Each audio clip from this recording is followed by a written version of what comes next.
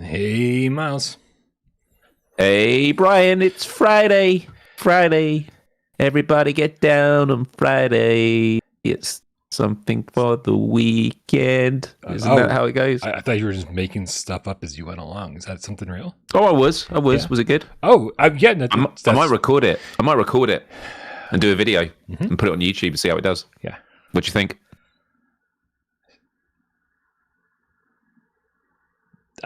I just need to come up with a title. Heard better first. Yeah, okay. Fair enough. All right. Yeah. I might just stick to PSVR stuff. Maybe a good idea. Yep. Yeah, maybe I might do that. Yeah. I mean, I don't know, man. You're competing with things like, I've got a feeling. And I don't think, that one. I don't think you can compete with that. Right? That's true. That was pretty good. What, you write that now? Just now. That was really good. Just now. That was really good, man. You and I, we're in competition. We are, and I've already lost. That's a really good song. I'd definitely record that, Brian. Maybe use it as a jingle for the show. Maybe. Yeah. Yeah. Well, we've officially bored everybody. Do you want to start the show?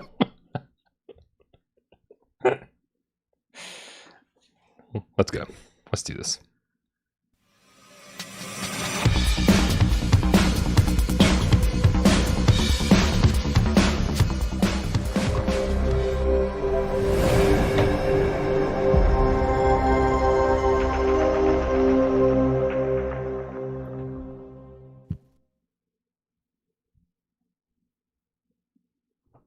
This is PSVR GAMESCAST Live. We film live every single Monday, Wednesday, and 2 Eyes Friday right here at 6 p.m. Eastern. We do it live for your viewing pleasure right here on YouTube with that Parole. That's the channel you're watching. We also do it orally on podcast services of your choice. My name is Brian Palpin, this channel right here, PSVR without Parole. And this gentleman over here to my left, your right, it's Myles Dyer from youtube.com/Myles. Howdy, Brian. Howdy, Game Cats. Hope you're all doing good. I think you can always tell how tired I am by how weird the intros are to this show. Just Miles, the intros are always weird, Miles. That's what the intros how are. Weird. Well, I'm always tired, but the extent of which I'm tired is all depending on the weirdness. I hope everyone's doing really good. Has everyone had a good week? Had new games dropping, lots of news, lots of great games coming up. Sirens on Brian's end. That's definitely a thing, for sure. But yeah, no, I'm doing good. How you been, Brian? Good. I just realized I wasn't done setting up the show, so I was just kind of hanging over here doing something. Don't worry about that. Yeah, I don't know, man. Just doing stuff. I'm okay. Last week it was like 4:30 in the afternoon, and I was getting work done, and I was like, why am I getting so much work done? What's happening? And then I found out I was like, oh, because you haven't even started PSVR this week. So this morning when I woke up, I was like, okay, 9 a.m. Let's fucking go to it. So I've been working on PSVR this week since 9 a.m. It is now 6 p.m. And I didn't really, put together much of a show tonight because of that. Which is fine. These guys don't care. They don't care. That's fine. It's Friday. Yeah. It's Friday. We say Friday, forget the script. We got the viewers. So now, I see you catching on. You like my song. Is that how it goes? I don't. It was. I think that's how it went. Yeah. Okay. Yeah. Could have a little duet and do it. But that's not why we're here, Brian, is it? Good night. Well, maybe it is. I mean, dude, I'm not quite sure why we're here. We're just happy that people keep showing up. Yeah, we're happy that everyone's here. Yeah. This is perfect. Fifth just tipped, and the tips aren't showing up where they're supposed to. And this is what I was actually trying to fix when the show started. Something was not working properly. There we go. Nice test tip. Right. Thank you so much. Fifth. With the $5 Australian saying top 25 debate will start at 4 a.m. for me. Make it later, Brian. I am a valued customer. Lol. Oh man, that is early. But I mean, we'll still be going by the time it's a more reasonable time for you to wake up. But no, get up early. Get up. That'll be on a Sunday for you, though, right? That'll be a Sunday for you in Australia, yeah. It's going to be 5 o'clock in the evening for me here in the UK, and it will be midday on the East Coast and 9 a.m. on Pacific time. It's going to be a great day. It's going to be a great day. It's going to be a long discussion, and I've already started my planning of my top 25. And it's been an interesting process because, my goodness, I mean, I'm just going to completely make this up, but it feels like we have twice the amount of games that we had since the last time we did it. I mean, probably not quite twice, but I would say definitely twice in the number of competitive top 25 contenders. It feels like it was definitely a lot more difficult this time. And I've done my initial. The way I've worked it out is I sort of went through the list of all the games and I just basically crossed out all the ones that I didn't think should even contend for top 25, and then I kind of gave them all a score based on a few metrics like gameplay or replayability / engagement or graphics or sound, and then I added all the scores up, rank it. That gave me an initial ranking, and now I'm doing the manual sort of going, okay, do I prefer that to that? But it's always difficult because then you look at what is at number 26 and you're like, oh no, why did that not get in? And then you look all the way down to like 35 and you're still saying that, and it's just difficult, man. How are you getting on with it? I mean, I haven't started yet. That's fine. I mean, it sounds like you've gotten real technical with it, and I don't think I can do that because I think what we learned last time with the new system, Miles, is that no matter how much you can put games in order and figure that out however you want to. When it comes down to it, with the new system that we have, where it says, "Is this game better or is this game better?" Yeah. That is the most telling thing of all, right? Because Sure. I think most of us had Vegas Infinite, aka PokerStars VR, on our list last time, and it just fell and fell and fell and fell when it was put up against game after game after game after game. It's like, well, I'd rather play this. I think this is a better game, and so I don't think I'm going to get too technical with it. I think I'm not going to get. I don't think I'm going to get too crazy about it at all, to be honest with you, because with the new system, the way that we do things, and all of us kind of just like voting game against game, it doesn't matter too much. Like, I mean, I obviously want to give this my all and come into this with like a list that I feel confident with. Right. But I also, like, I'm not going to spend 10 hours getting it together. Well, right? My chart didn't take 10 hours. It took me half an hour. But just in case there's any delusion that I was there with wall charts like, what is it? Is it Always Sunny in Philadelphia? Is it the meme with the guy with the charts and all the string going between all the paper on the walls? I mean, I haven't actually.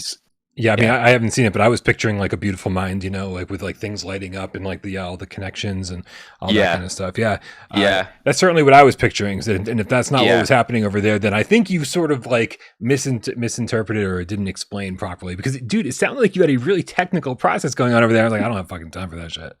Yeah, well, no, the thing is, it would have been if I'd done scoring for like 130 something games, and I didn't. I just had like, I think I narrowed it down to about 50 games, and then it was just to give me a sense because also we get held accountable, rightfully so, from the chat when we talk about it openly, and there is a lot of pressure on us because I find that there are these sort of two competing dynamics, and again, rightfully so from the chat, although I would argue, in reality, unfortunately, we can't complete all the games, you know. But on the one hand, it's like we need to have a good breadth of experience with all the games out there. But on the same time, it's have you played enough of the games? Because I know one of the criticisms I got was I ranked Resident Evil Village as one of the top 2 games last time, and I've only played it for a few hours. So it's like, fair question. Miles, can you really say that if you've only played a few hours? And for me, it's kind of like, in those 3 hours, that, you know, all the reasons I think it's an exceptional game, and then having a conversation with you, AJ, Wes, and like, you know, does it hold up for the remainder of the gameplay time? And it's like, yeah, well, that's why it's a formidable game. Like, we're not always going to be able to play games till the end. And there are some games that I've sunk tens of hours in, and there's some that I've only done a few in. But it is a difficult one because there's just so many titles out there.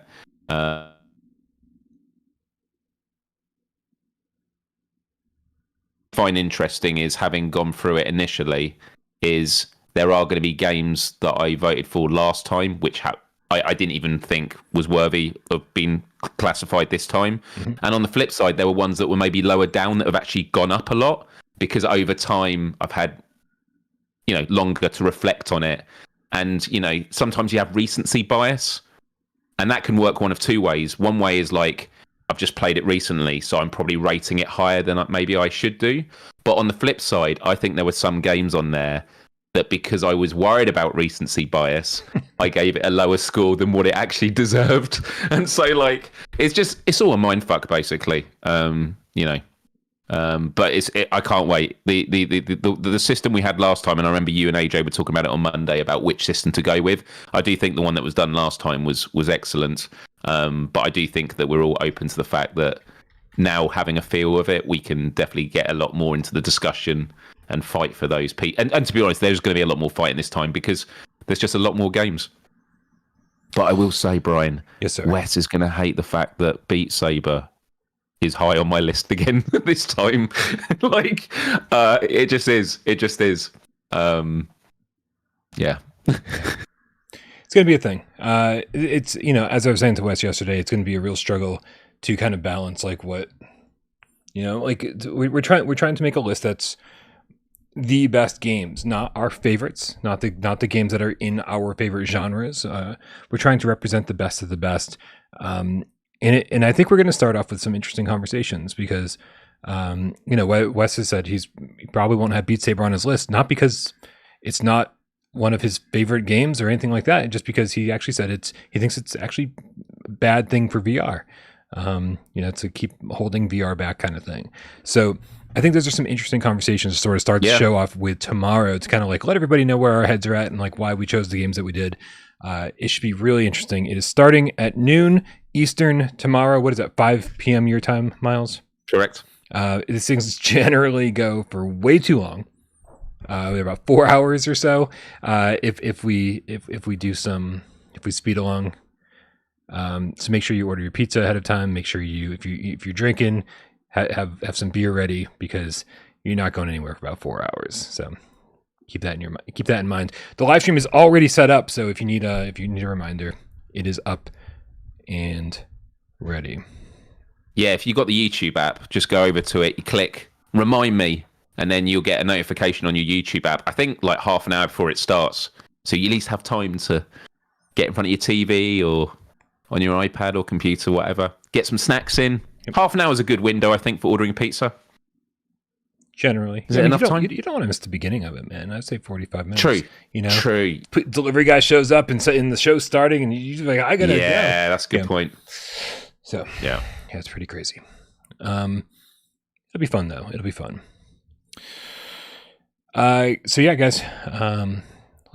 What other housekeeping do we have to take care of? We're going to make sure that you guys click all the links in the description below. Go subscribe to Myles' channel. He's got a lot of live streams happening this weekend. You got to fit him in around the top 25 debate. So are you doing one tomorrow? Yeah. So one game I still haven't played yet, and I know it's a potential contender. A lot of people love it. Is the Last Clockwinder? I've still not played it, and so I'm going to be playing that during the day tomorrow. So it'll be an early one, and then I'll probably continue playing it after the Let's Play. Just because playing it on a Let's Play is one thing, but playing it in your own time is another part of an important part of the experience. And so I'll be doing that, and then I'll do the other two games on Sunday, just so that I'm keeping on top of stuff. Because my plan is to get everything done by the end of the year, and we're on track. But there's a lot of new games coming out, so pretty much now I'll be live streaming 3 Let's Plays every Saturday still. And then a game every Tuesday and Thursday, which will usually be new games because that's when they come out. Oh, and sometimes on a Friday as well. There's just too much. But this week it was Five Nights at Freddy's and Very Bad Dreams, which we'll talk about a bit later.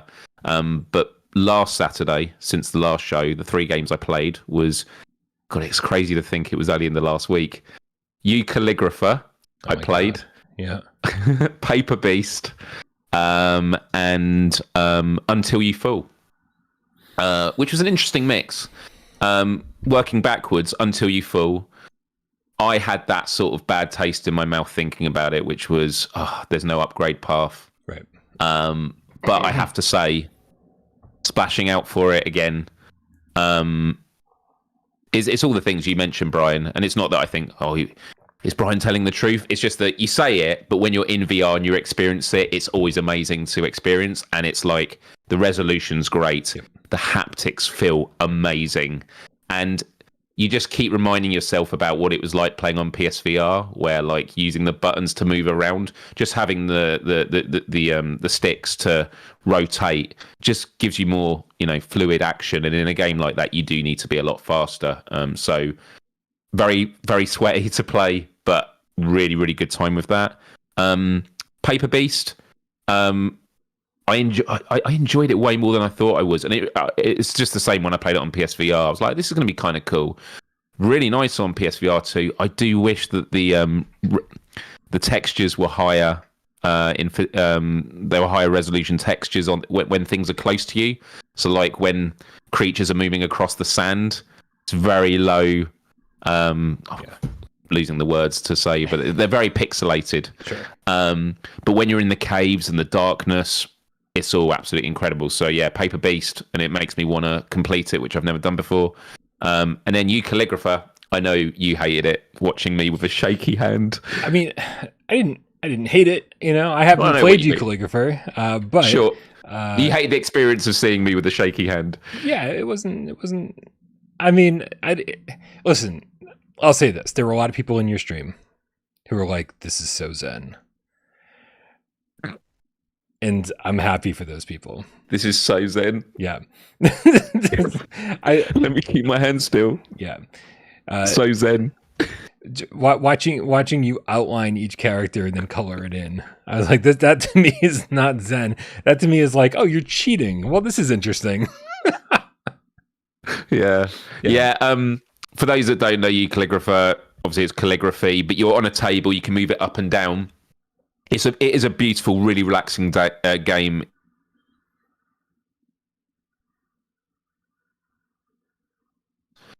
I do want to play it again at an actual table that I can match with the in-game table, so that I can rest my hand when I'm doing it. And I assume if you're a professional, all these people that can like draw a perfect circle on a chalkboard really easy with a free hand and stuff, they have a really I have shaky hands, and so yeah, I was there just with the doing this, and it just wasn't good, but I had a fun time with it. But yeah, those were the free games.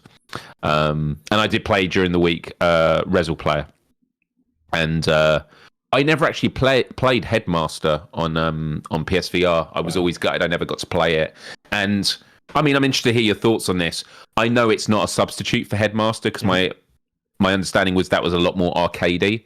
But it's still like the heading game was great. And you talked about it on GAMESCAST, how you didn't see the goalkeeper game. You missed it on the menus. Yep. I did the same thing as you. I saw it when I went into it, but then what I did was I came out of the heading one and I'm back on the main menu, not forgetting to go back in and then click on the goalkeeper one, because it was something I did at the very end of the stream. I was like, oh yeah, I forgot to do the goalkeeping. But yeah, I had a really good time with Resel Player. Like, I enjoyed it a lot more than I expected. Yeah. And there's a lot of content there. And what I love about it most is, and I know this isn't something you should probably hold in high regard when it comes to games, is the potential is there where they've created this infrastructure where they could in future literally add any new game or sport, and it would totally make sense in that world. And I think that's kind of cool as well. Obviously AJ and I talked quite a bit about Resel Player, so I don't need to go on about my thoughts here, but I will say, since you brought up Headmaster, if you liked the idea of like heading the ball and like, them shooting the ball at you from like different angles or whatever, and then you trying to like get it into a specific area, if you take that concept and then you add like a pretty funny story to it, and you add all sorts of creative stages where like, where you're trying to hit all sorts of different things, then if you like that concept, I think you'd really like Headmaster, because Headmaster seems like a sports game, and then you play it and you're like, oh no, this isn't sports at all. I'm just bouncing the ball off my head. It's essentially Arkanoid is what you're doing. Right. And so it's, yeah, I think Headmaster is one of those games that like in this just proves like, like I don't know where Frame Games is, Frame Interactive, whatever the hell they're called. I don't know where they are or what they're doing right now, but the fact that this game comes out shows like just how accurate PSVR2 can be in terms of like heading the ball, the extremely subtle vibration that's in the headset. Like, I mean, these are ways to make Headmaster for PSVR2 that much better than it was on PSVR 1. So I don't know what they're what they're so quiet about. Very strange. Yeah. All right, Myles. Listen, real quick, you guys. Listen, if you're out there and you are new to the channel, make sure you click the link in the description below. You want to make sure you subscribe to Myles' channel, stay up on all of his live streams. Pardon the sirens that you'll be hearing every 5 minutes or so on my end. They're just going to get louder, I promise. But also, while you're there, click on the link for our Discord. Come join us over there. Dude, so many reasons to join our Discord. Dude, last night I was laying in bed. This is what I love. That's what I love about our Discord. I was laying in bed and I just opened Discord and I got a notification that somebody was like, "Hey, does anybody want to play Walkabout?" And I was like, "Fuck, dude. I'll get out of bed and play some Walkabout." And so, like at 8:30 at night, I hadn't turned on my PSVR2 in like a day or two, and I just jumped in, played some Walkabout with a couple of the cats, had a great time. Played Alfheim, the hard one, which I'd never played before. There's very few Walkabout mini golf courses I haven't played before, but that one I hadn't. So and so that's why we played it. It was super cool to hang out with some of the cats. I hadn't done anything really social or fun in a while. So one of the many reasons to do it.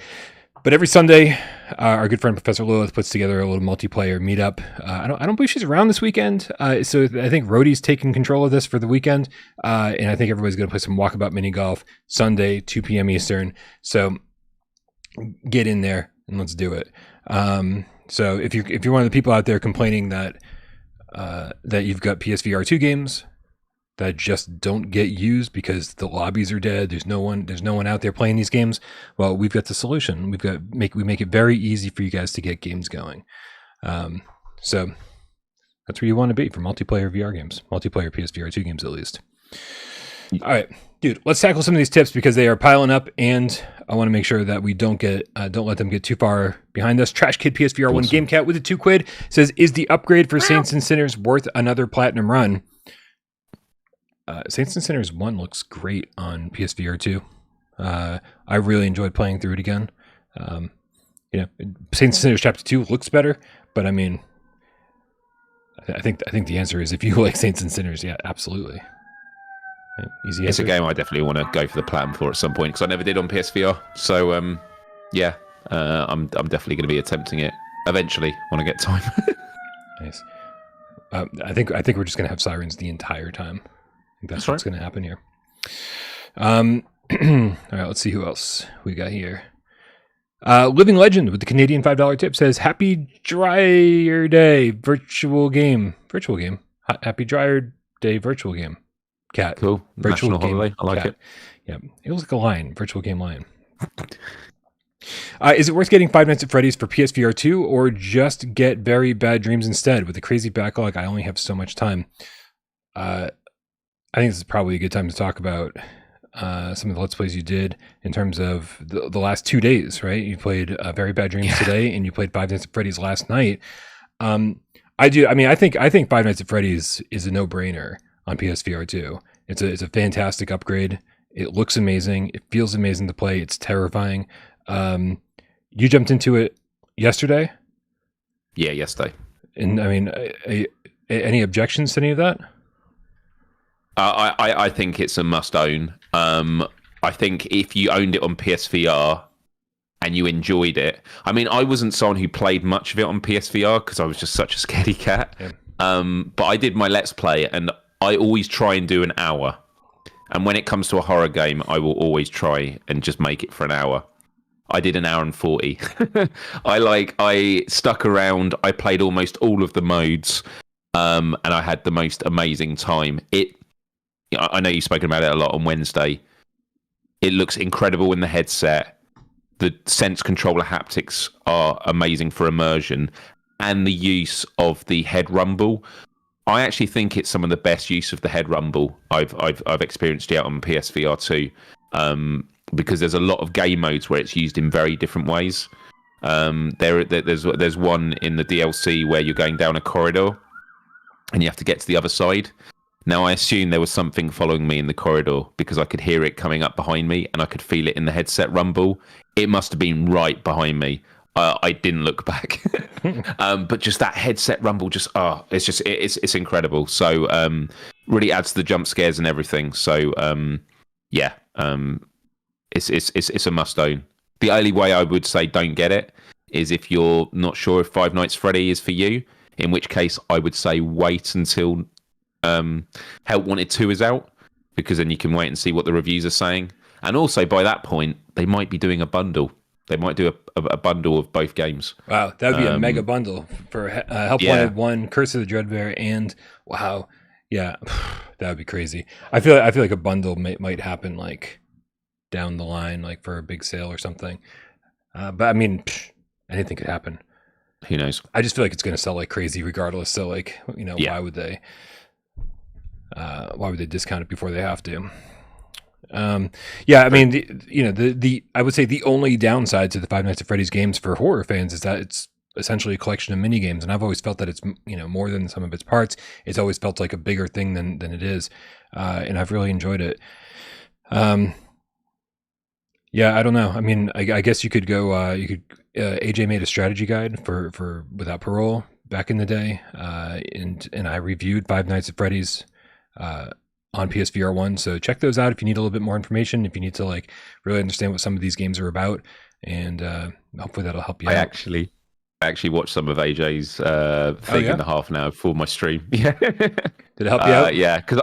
Yeah, it did. It was just because I remember when I played it before. I mean, look, this is when I was trying to come up with a criticism for Five Nights at Freddy's Help Wanted. I was like, this isn't a real criticism, but this is where I don't enjoy it as much. And it's the fact that it tells you very little about how to do each game. Like it says the basic controls, but you've basically got to work it out.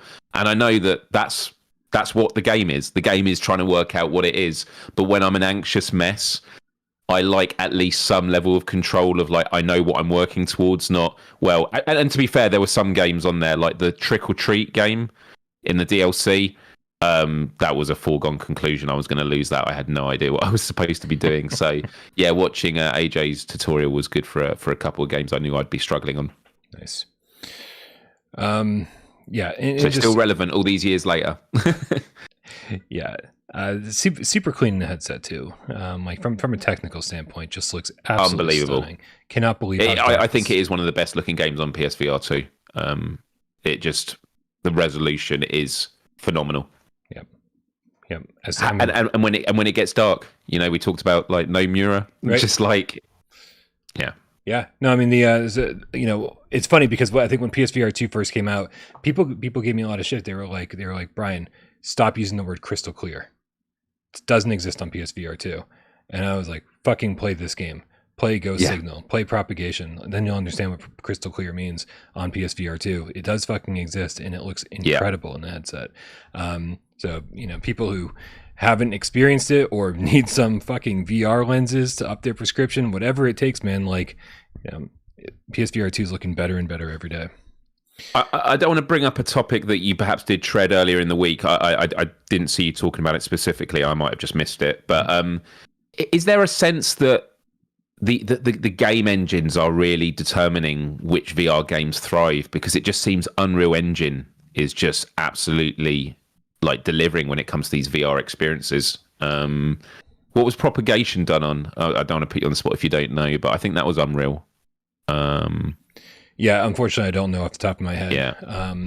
Engines are something I keep myself familiarized on, but there's been a running theme about developers complaining about Unity when it comes to dynamic foveated rendering and saying that it's just like broken and like the whatever. But then we talked to other developers who were like, yeah, you just got to get the fucking plugin and do it, and like it sounds so simple. When you talk to somebody who really understands and knows what they're doing. So I think it comes down to the developer and really their understanding of how to make shit work. Yeah, and so it was on Unreal 4, by the way. Propagation as well. Yeah, Unreal 4. Okay. Yeah. So I mean, it does seem like the Unreal games are having a little bit more luck, but it won't take long, man. For any game that doesn't look amazing right now. Like obviously, even the Green Hell developers are working on theirs, and everybody's working on making their games look good, making sure that their engine is good for the rest of this generation, so that we don't have to keep dealing with the same issues with every game every single time a game comes out on PSVR 2. People need to remember we're still in the first year, still working out a few kinks, and overall things have been really impressive.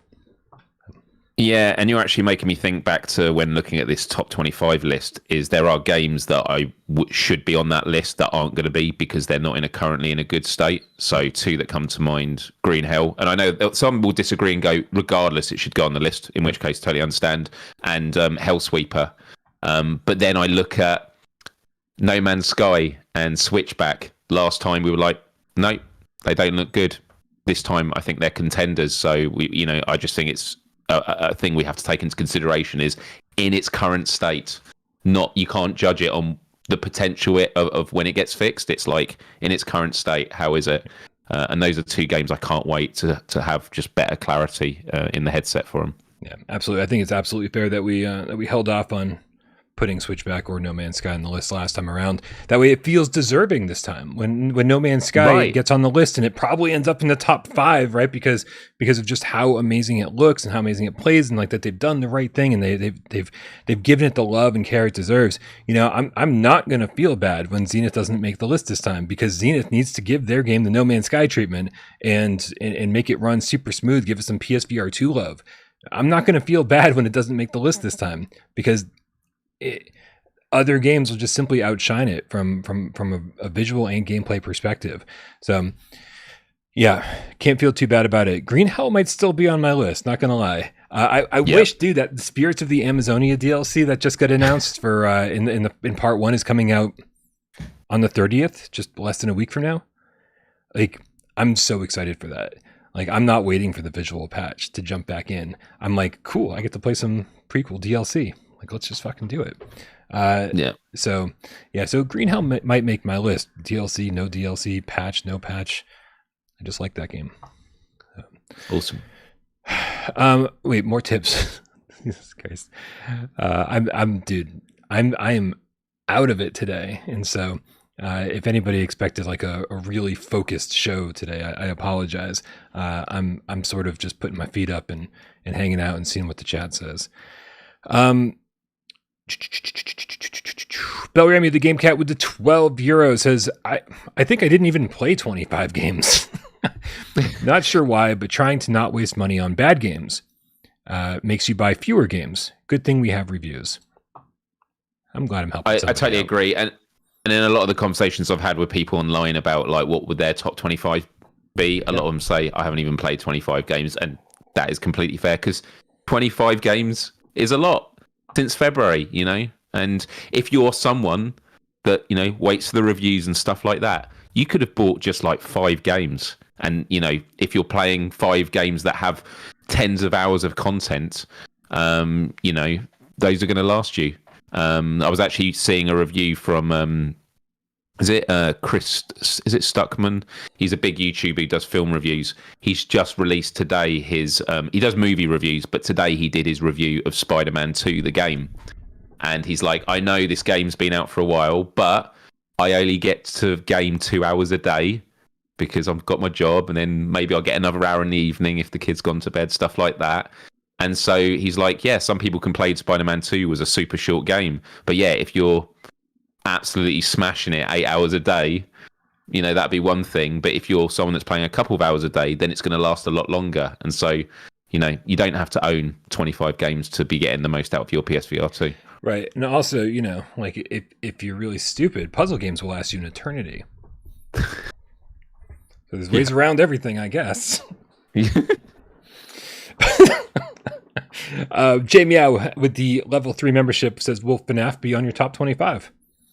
I think it'll fall into my top 25. I don't think it'll be in the front half, probably in the back half somewhere. I love Help Wanted. I haven't made up my list yet though. And as you said earlier, it feels like we have twice as many games as we did just 3 months ago. And I don't know if that's accurate either, Miles, but I feel like, I feel like everything from like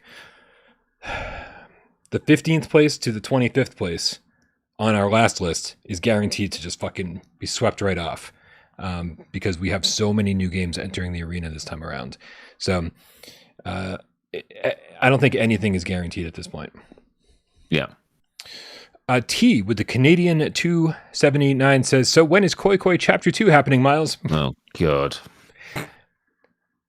That's... I want to play every game, guys, and now I'm known as the pedophile. Whoa.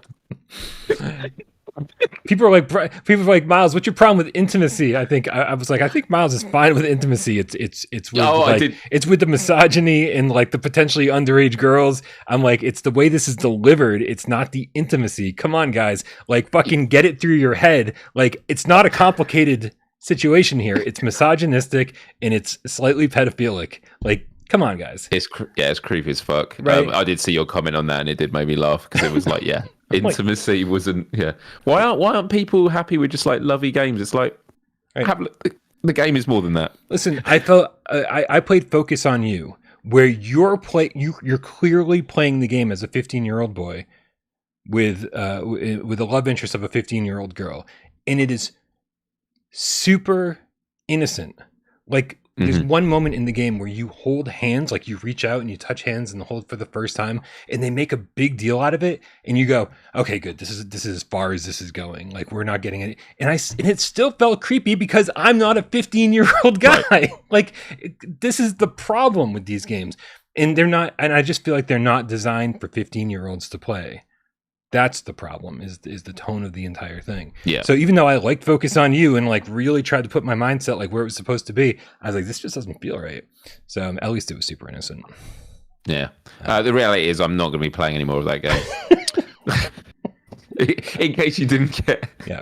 But I found it very amusing how well the video is done and how many jokes there are. And I've seen a few other people doing Let's Plays of it, and they've had pretty similar reactions to me where they're constantly like, whoa, what did they just say? Right. Someone took their headset off and then spoke to their partner who actually watched actually a lot of this kind of like anime, and she was like, oh yeah, they just do that all the time. yeah it's probably an issue. Yeah, and you know, and if you've got a different perception of it, and you're like, no, this isn't pedophilic, and it's not misogynistic, and like I feel like I understand what the developers were going for here, and it's some lost in translation stuff, then by all means, fucking enjoy it. You know, we're certainly not here telling you what you should and shouldn't enjoy. We are, however, going to tell you our opinions on games because that's what you generally come to us for. We have conversation. Where are we at? We got Vertical Grind. I had to spell that out phonetically. With the Australian $10 tip, says, hi from Australia. Big fan for 9 months, catching you live for the first time.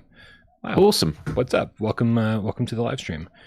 Would you like to see third-person games like Uncharted in 3D in the headset with DualSense to help non-VR peeps transition over? I think we'd have to come up with a new term. Remember back in like the early 3D games, they came up with the term 2.5D to explain you're playing a game that's with polygons and it's in 3D, except you're playing on a linear path like an old 2D game, like an old 2D Mario game or Sonic game. And so they came up with the term 2.5D to make sure that everybody knew what kind of game they were buying. And so I think, yes, this would be phenomenal, but they'd have to come up with some different terminology to say, hey, this isn't like a strict VR game. This is unfortunately, we've already screwed everything over and used the term hybrid game because this sort of feels like a hybrid game. But yeah, I feel like a different term would be appropriate. So everyone's like, yeah, okay, this is a game you play in VR and it's in third person. So you're playing exactly the same, but you're not using sense controllers. I think it's a great idea. I think it's a great idea to get more games in VR, to get more people to transition over, like Vertical Grind said. But we just can't call it. Maybe we call it 2.5 VR.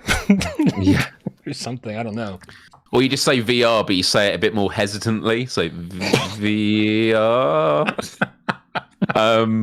Yeah. I do also think Steph and stuff in the chat says VR View. I like that. VR. Yeah. I mean, you often hear about VR modes when it comes to games that. I mean, it is that kind of hybrid thing where it's like it feels like the 2D game, but in VR.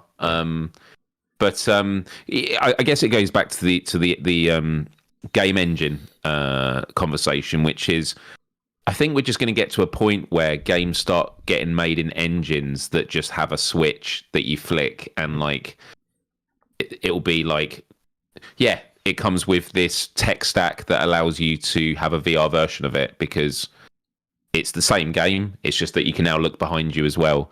Especially because we're now moving into a world where, because of the SSD, actually no, I'm going against my own argument. I was about to say, games traditionally, you would have to load the entire environment around you, whereas now it just loads like where you're looking, right. Which does add a challenge for when you're wearing the VR headset. But I think there will just become a point where the cost to add that mode will be reduced. I think at the moment it's probably just a bridge too far for a lot of developers to consider. Dude, when you look over at the PC VR side of things, like I learned so much just by hanging out with Wes every Wednesday. I recommend tuning in every Wednesday, Myles, and Wes will educate you on a few things too, because I learned something every single fucking Wednesday.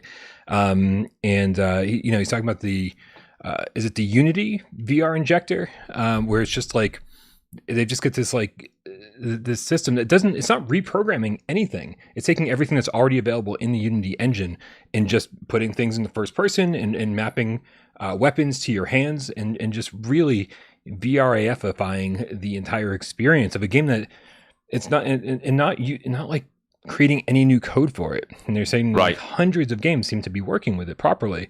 And it's like, well, again, if people who aren't the manufacturers of these consoles and aren't the designers of these games are able to do this, then this is absolutely something that could be done on Sony's end, maybe in conjunction with the game engine developers, and give these developers an easier option to get their games into VR.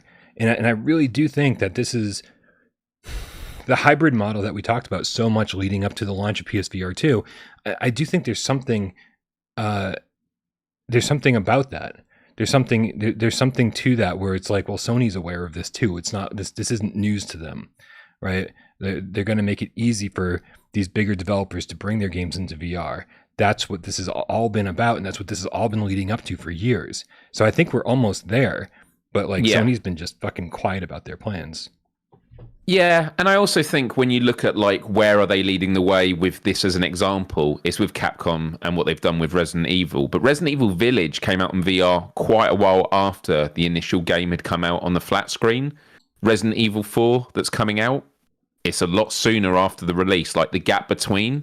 So all I'm saying is when you look at Capcom, which is like, a massive studio that has a lot of backing from Sony, they're still not at the point yet where games are getting released in the hybrid way. And I know you're not necessarily saying that games have to be. It's like, no, we'd love to see, I don't know, God of War, Ragnarok in that style, bringing all these, Uncharted we've mentioned already. Right. But I do think it also comes back to the fact that a lot of these studios will want to have their hands involved in the process to make sure it's right. And the truth is, if you leave it too long after the initial launch for the flat screen, the studios will have already moved on. So when they can get that gap between doing both versions short enough, I think it'll widen the window for more companies getting involved.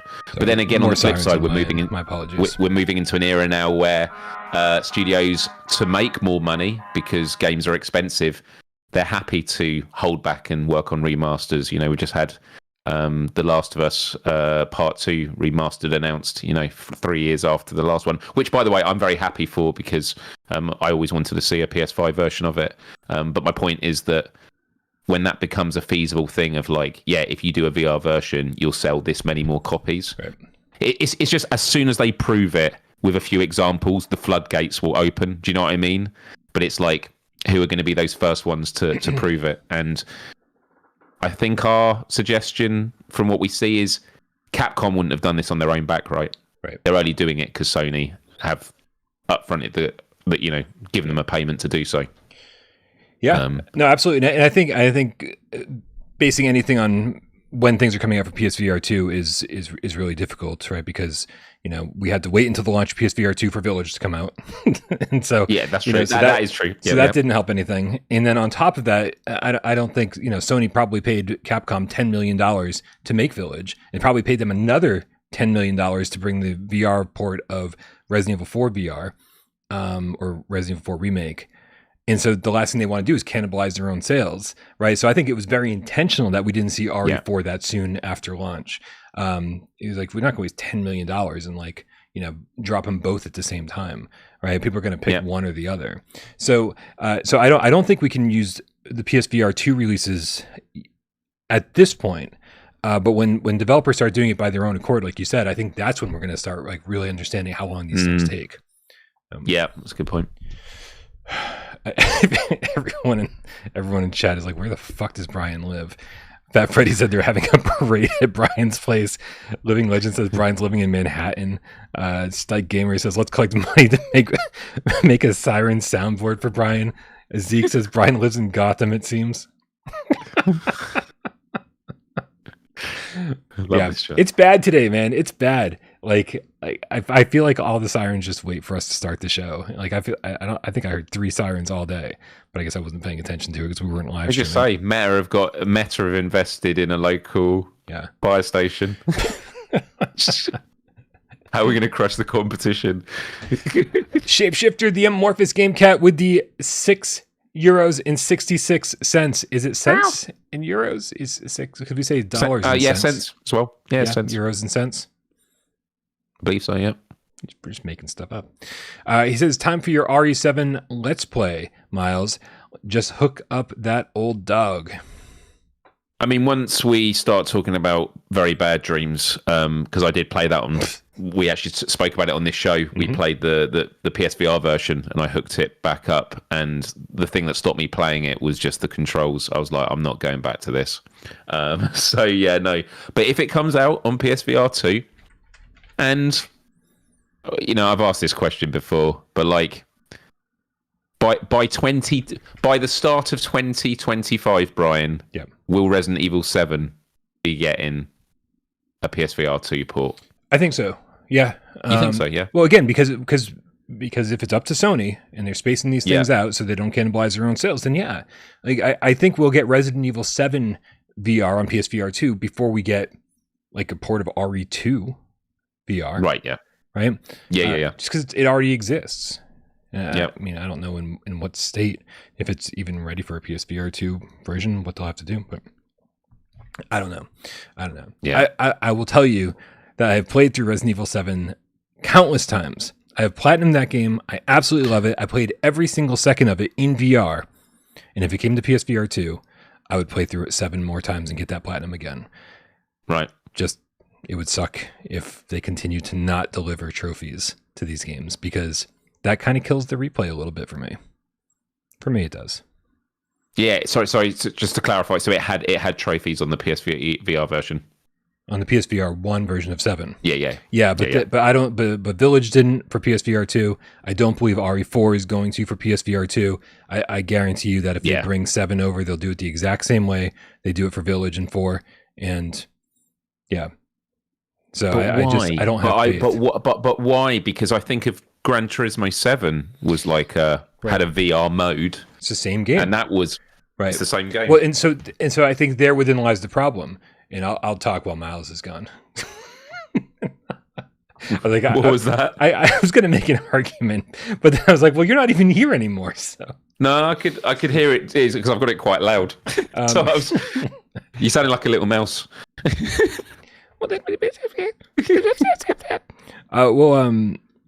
Yeah. So I think the problem lies in the fact that Sony didn't want to pay Capcom to bring over all the DLC and all the game modes and mercenaries with Village, and that's a problem, because now you've created a different game, right? You have this game where you have to have like all these extra hidden goats to unlock all the different weapons and blah blah blah, and so if we had just gotten mercenaries ported and everything ported, we could just probably we just have this whole thing that just worked together properly. But the fact that we didn't get all the game modes, I think, became the problem. Gran Turismo was just the exact same game, just you could play it in VR. Yeah. So I think that'll be the difference between things that we see from Sony and the things we see from Capcom. So anyway, it's a lot of conjecture, I guess. Darth Vader, the Game Cat, with a $10 tip. I think this is all we're doing today, Miles. Good. I like this. Cool. It says, picked up Saints and Sinners 2 for just $16 from the Black Friday sale. That's a freaking steal. Can't wait to see how much more immersive zombie games will get over the years with the headset.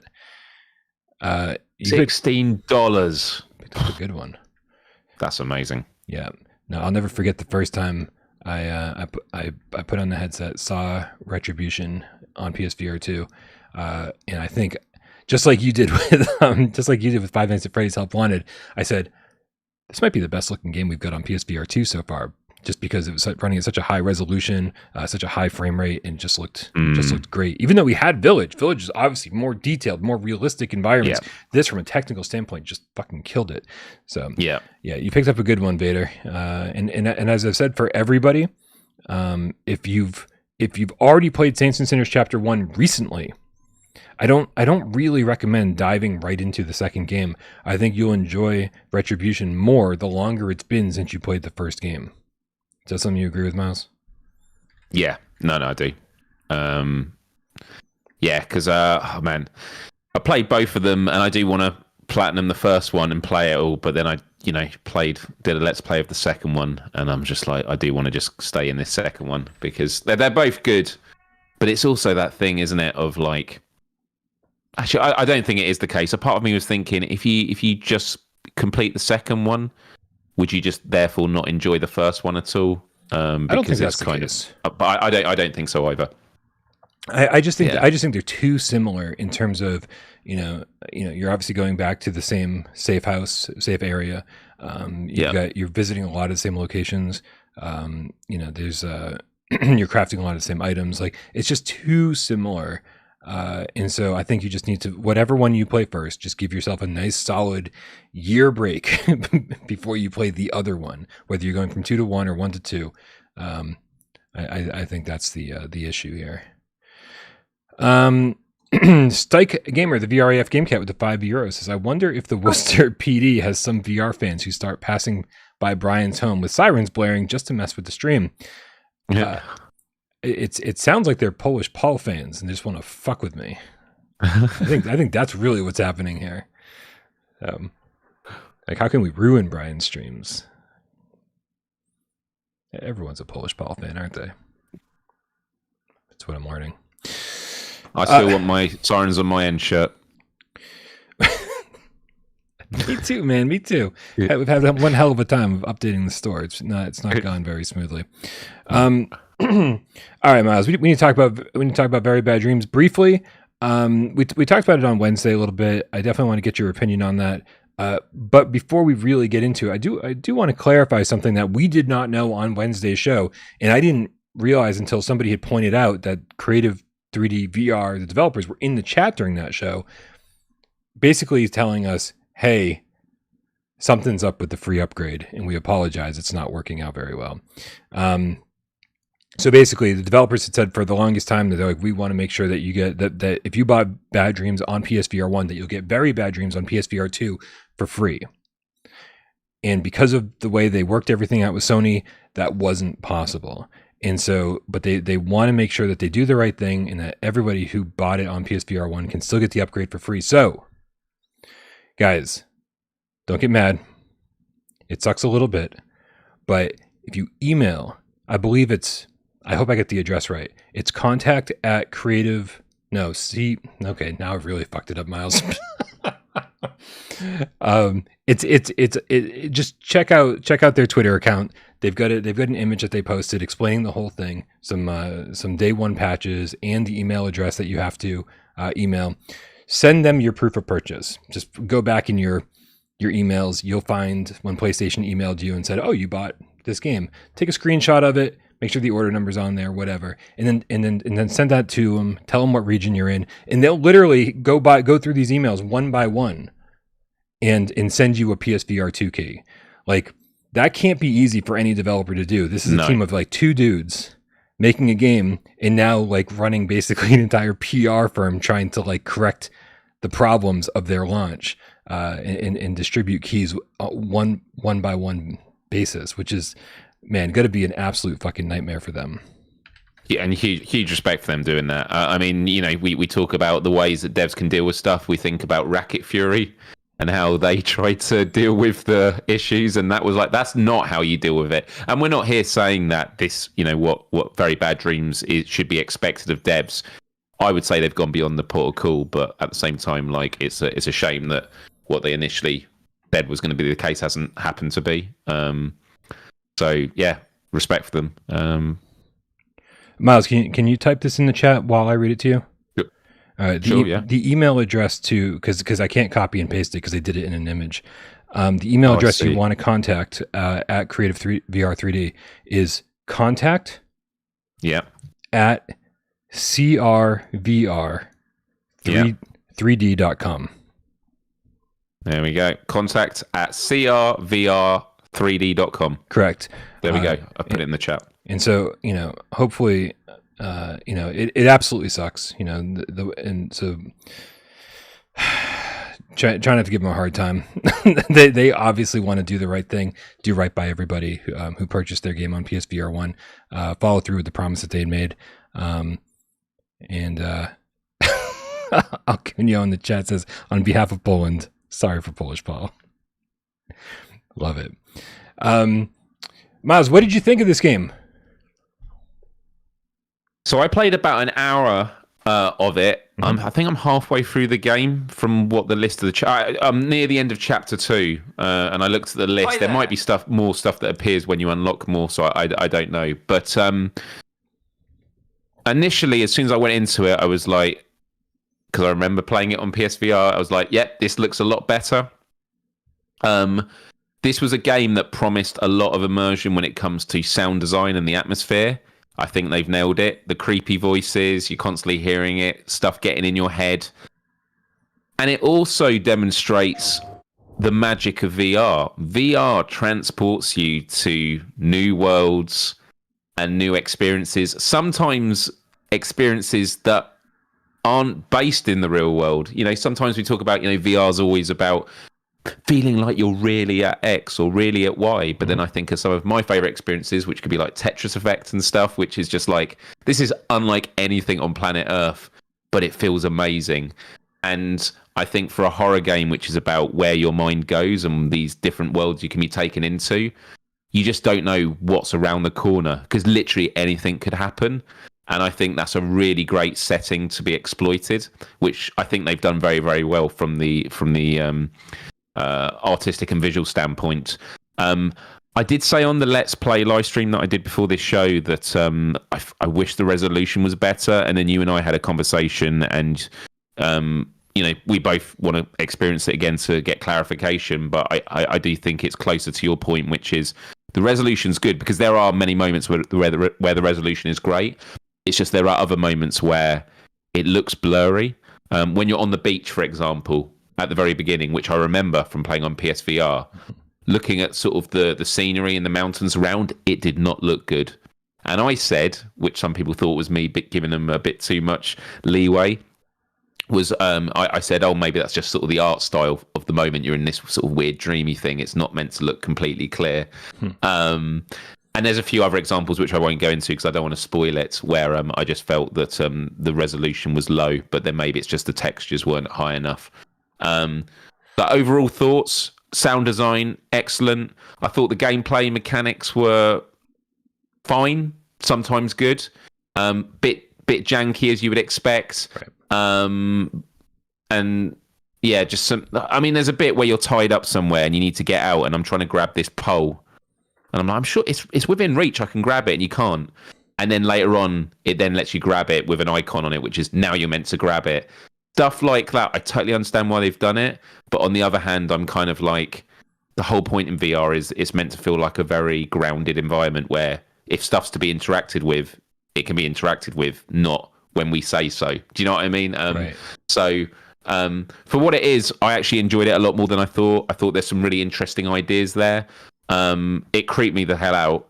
There was definitely a few scares, big scares, and I was genuinely dreading it from the get-go because there was just some stuff that it made me go through that I was like, anything is possible in this game, and that's the most terrifying thing for me, is not knowing. Five Nights at Freddy's terrifies me, but eventually I'm like, I know what the threat is. It's jump scares.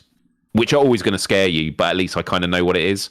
In Very Bad Dreams, there's a real sense of like anything could happen here, and I don't know what. But yeah, those were my ramblings, Brian. Yeah, okay, so I want to make sure that I'm clear about when I played this. I have not touched it since Wednesday's show. I jumped into it specifically so we could talk about it on Wednesday.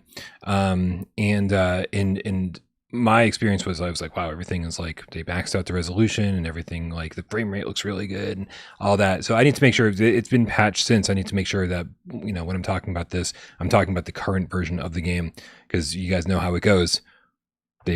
Developers patch things and then they break like 3 things in the process of fixing one thing, or they fix 5 things and break 15 things. Like, it just happens.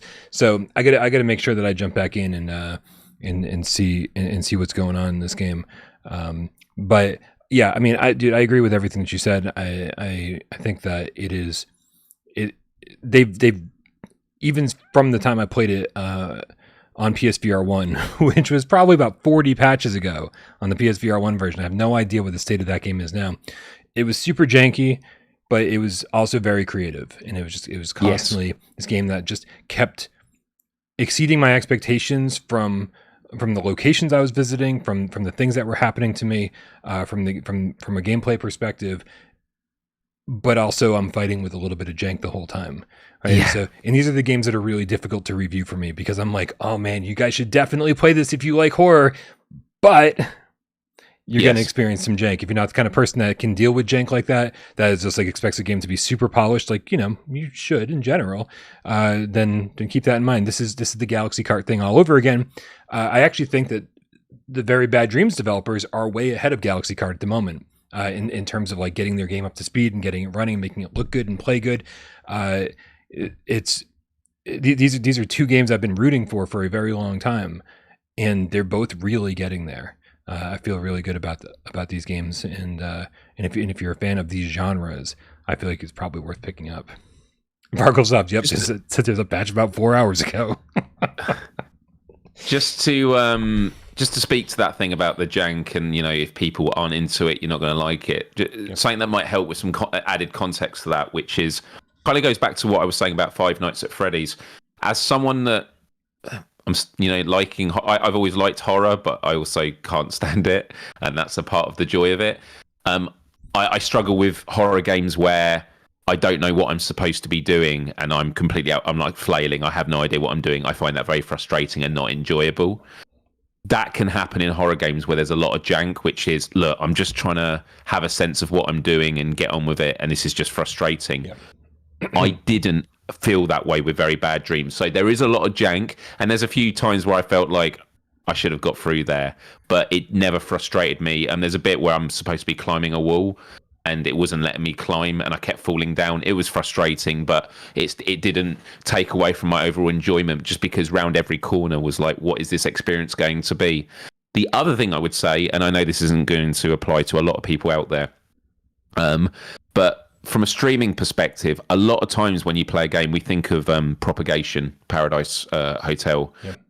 Live streaming that was really difficult, because when I turned the gamma all the way down, which is how you make it on the social screen so people can actually see more, it was just so dark. You're just watching a spotlight, which is very harsh, and everything else is just completely black. You can't see anything. In both Very Bad Dreams and Five Nights at Freddy's, I didn't need the gamma budge at all. I could have used the natural feed they gave me, and it was fine on the screen. I think for Very Bad Dreams, I took the gamma down a tad just to help a little bit, but the point is it worked really well on that as well. So when it comes to games that take place in the dark, these two look really great. And you know, in Very Bad Dreams, those moments where you have a flashlight, but oh my goodness, you talked about this on the PSVR version. The backpack, and like knowing where stuff gets placed, and if I drop it, have I lost it forever kind of thing. There's a bit where you're running away from something and you find Molotov's cocktails, which are very conveniently left there. Yep. And you got your lighter on your chest. So okay, I've got the Molotov cocktail and I'm setting it on fire, and then it's like there's just times where you're trying to juggle. Oh no, I had a flashlight in my hand, so it's like, right, I need to light the Molotov while it's there, and then put it, you know, there's a few times where you just like, I wish I could just quickly put it on my back and it's there. So really small things. I'm desperately trying to pay attention to what you're saying, but on screen I'm watching you desecrate a corpse, grab him by the head, and you're shaking him by the face with a light. Oh yeah, I was asking him. I said, "What have you? What?" I said, "Why aren't you talking to me? Aren't you going to help me?" And he didn't respond. I was very appalled. He's dead. Oh, okay. Dead. Well, there is a bit coming up. It's probably going to end by the time we've done this bit. It's like in another few minutes where there's something that crawls down the corridor towards me, and it was genuinely terrifying. I don't know what it was still. It was horrible. Oh, I watched that. Yeah, you hid like a baby, and then ran into a room, right? And Yep. I remember watching this. I was watching this live. I wasn't being very active in the. That's right. He said you unsubscribed because I held up. Actually, I'll do it in a minute. I held up a severed foot and I went, the sight of defeat. Mm-hmm.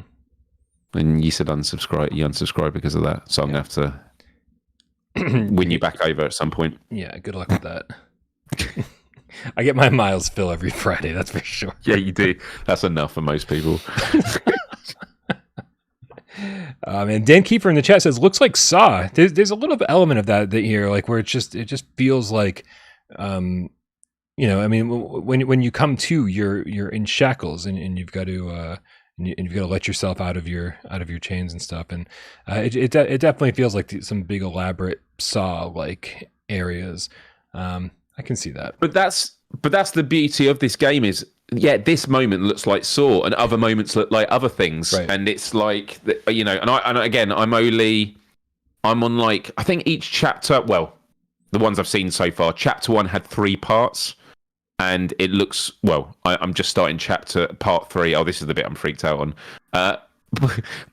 Because you have to do this mechanic where you put your hands up to your ears, don't you? And then so I'm trying to understand when you're supposed to do that. It's like, is it just when? It's never fully explained, is it? Because there's 2 things going on in this game. There's your like sanity, is it? Mm-hmm. And as it starts, like you start losing it, you need to smoke cigarettes to basically heal you. But that's different to the L1 thing by your ears, right? To sort of stop the voices. Listen, I played through the entire game on PSVR1. Never felt like that was explained properly. I smoked cigarettes for funsies. Like I never smoked it actually to like regain my sanity. And I only put my hands up to my head when I died from not doing it, and then having to run through that area again and being like, okay, put your hands up to your head. This is where you have to do that. Because I don't, is it covering your ears, or is it like just like one of these things where you're just like, oh my God, I'm losing my shit. And again, it's weird. And I don't know. It's fucking not explained very well. But dude, this moment with the glow stick, when I was there going down that corridor, my first thought was, oh, I thought I was prepared for when Madison comes out now. And like the fact that corridor freaked me out as much as it did, I was like, I'm so screwed for Madison. Like every time I'm just like, I'm getting better at these horror games, and then I go in moments like that and I'm like, oh no, actually no, I'm not in a good place. Oh dude, that's how I felt about Five Nights at Freddy's when I jumped into that on Wednesday. I was in that vent repair section, and I was like, I've played this game before. Dude. This is old hat. Like this is PSVR1 stuff. I'm like, this is not going to scare me. And I was just immediately terrified seeing the animatronics start crawling down the vent at me. And I was like, the second I saw that, I was like, okay, high alert, turn up the sound. I've got to pay attention. I've got to listen to hearing crawling down any of these ventilation shafts. And yeah, dude, it freaked me out. That ventilation shaft, the view of it right down there is so well done. And also, it's the sense of scale. You can look at stuff again and again on VR screens, and even if you're someone that plays VR, you think you get a sense of it, but when you're in it, it's something else. And 2 examples with Five Nights at Freddy's. One, the standard Five Nights at Freddy game, where you're in that office. You see it, the 2 doors. When you're in it, you're like, oh my God, these 2 doors are like here. Like, the darkness is just here, like it's right next to me, and you have to reach over for the buttons, so you feel pretty like scared from it. And then like the first one where you got to fix Bonnie, and it's like, oh wait, you have to actually reach up to get the eyes. Like Bonnie towers over you, and there's this real sense of scale. And those are things that I can just never get over, no matter how many times I do it in VR. Hey, Miles. I want to clarify for anybody in the chat. I saw Macho, the real estate procrastinating game cat, asking like when we were making fun of Polish Paul a little bit, what did Polish Paul do?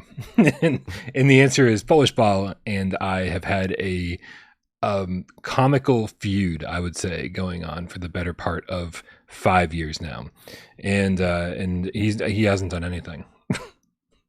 Like, and I don't think I've done anything. That's the worst thing. That's the worst part about it. He's done nothing. Yeah, terrible. We just pretend not to like each other, and we talk mad shit about each other, and that's it. I don't know if he really hates me, but I don't really hate him. It's been a running gag for quite a while. I also haven't like dealt with like many other YouTube channels in quite a while. Like I've got between having Miles and AJ and Wes on the show all week long. I don't quite reach outside of our little without parole bubble like I used to. So we haven't talked about Polish Paul in forever. So I might be just I might be just digging up shit that doesn't need to be dug up. Just saying. Anyway, frenemies. That's a good word. It's a good word, Geisen.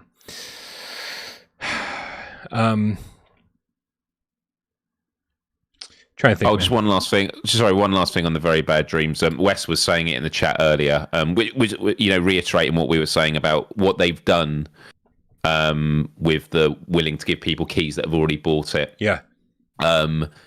Is beyond what most people would do. And so I'm just going to read what Wes said. He says, these guys deserve infinite credit for doing something like this. Everyone should go out and buy the game just to support these guys. This is above and beyond. And look, all within your right to decide if you want to support a game or not. But if you haven't got it and you're kind of on the line about it, this is the kind of like goodwill in the VR community we like to support. We don't pre-order games for the most part. And we don't pre-order games. We wait for reviews, and then we don't reward games that are unfinished, and then we reward them when they're in a good state. And I think that when people do the right thing and stuff like this, if you are able to support them, then I just want to wholeheartedly support that. Yeah. But it's up to you. It's your money, your decision. But I just wanted to read what Wes had said because I thought it was important. Yep. I mean, the important thing is like, if you bought the PSVR1 version because you had heard it here or anywhere else that like it was going to be a free upgrade, like, listen, we all understand it sucks that it's not as easy as just going onto the store and clicking, okay, now download this version, right? not that Sony ever makes it that easy to begin with, but the fact that, just please, like, don't, like, there's already enough animosity out there. There's already enough anger for no reason whatsoever. Like, they've given us a way for you guys to go get these keys, and so sorry that it's going to take a couple minutes for you to like go find that receipt and take a screen grab and send it to them with your region code. It sucks, but at least there is a solution here to get it for free and as promised. So hey, we got another tip here from Thundercat, in parentheses, game cat in a hat slowly getting fat. 10 quid says, thanks for all the effort, Brian and Miles. You're appreciated, keeping the positive vibes going. Thank you, Thundercat. This community rocks. It really does, dude. Big time. Feeling super low energy tonight, but you guys are keeping me going, so thank you very much. You're doing good. Steve IRE in the chat says, Polish Paul versus Brian Paul in a boxing fight. Who would win? Are we actually hitting each other with boxing gloves? Oh, dude, we got to get you both in Creed. That would be amazing. Do it as a pay-per-view. That would be so good. I'd rather get in a real ring with him, not going to lie. I want to punch that motherfucker right in the face and take him down once and for all. Whoa. Oh, I'm sorry. Whoa. I mean, I'm just kidding. There's no real feud. This is getting demonetized with that. Threats of violence. Right. Yeah. I gave you an out saying, let's do a Creed match. And you're like, no, I want to do it for real. Right. Take that motherfucker down. Yeah. I'm going to need about 12 months of training first. I hope that's okay. Oh, God, is that acceptable? Steve IRE says AJ needs to be the ring announcer. I think that's fair. Yeah. He's got to make sure he wears the beanie in this corner. Yeah. Yeah. And Wes and I will be the guys that come out with the the bucket and the water, and we'll just be like, "Oh yeah, you're my corner guy." This. Yeah, we'll be like, "Yeah, you got to do this. You got to do this, man." Sweet.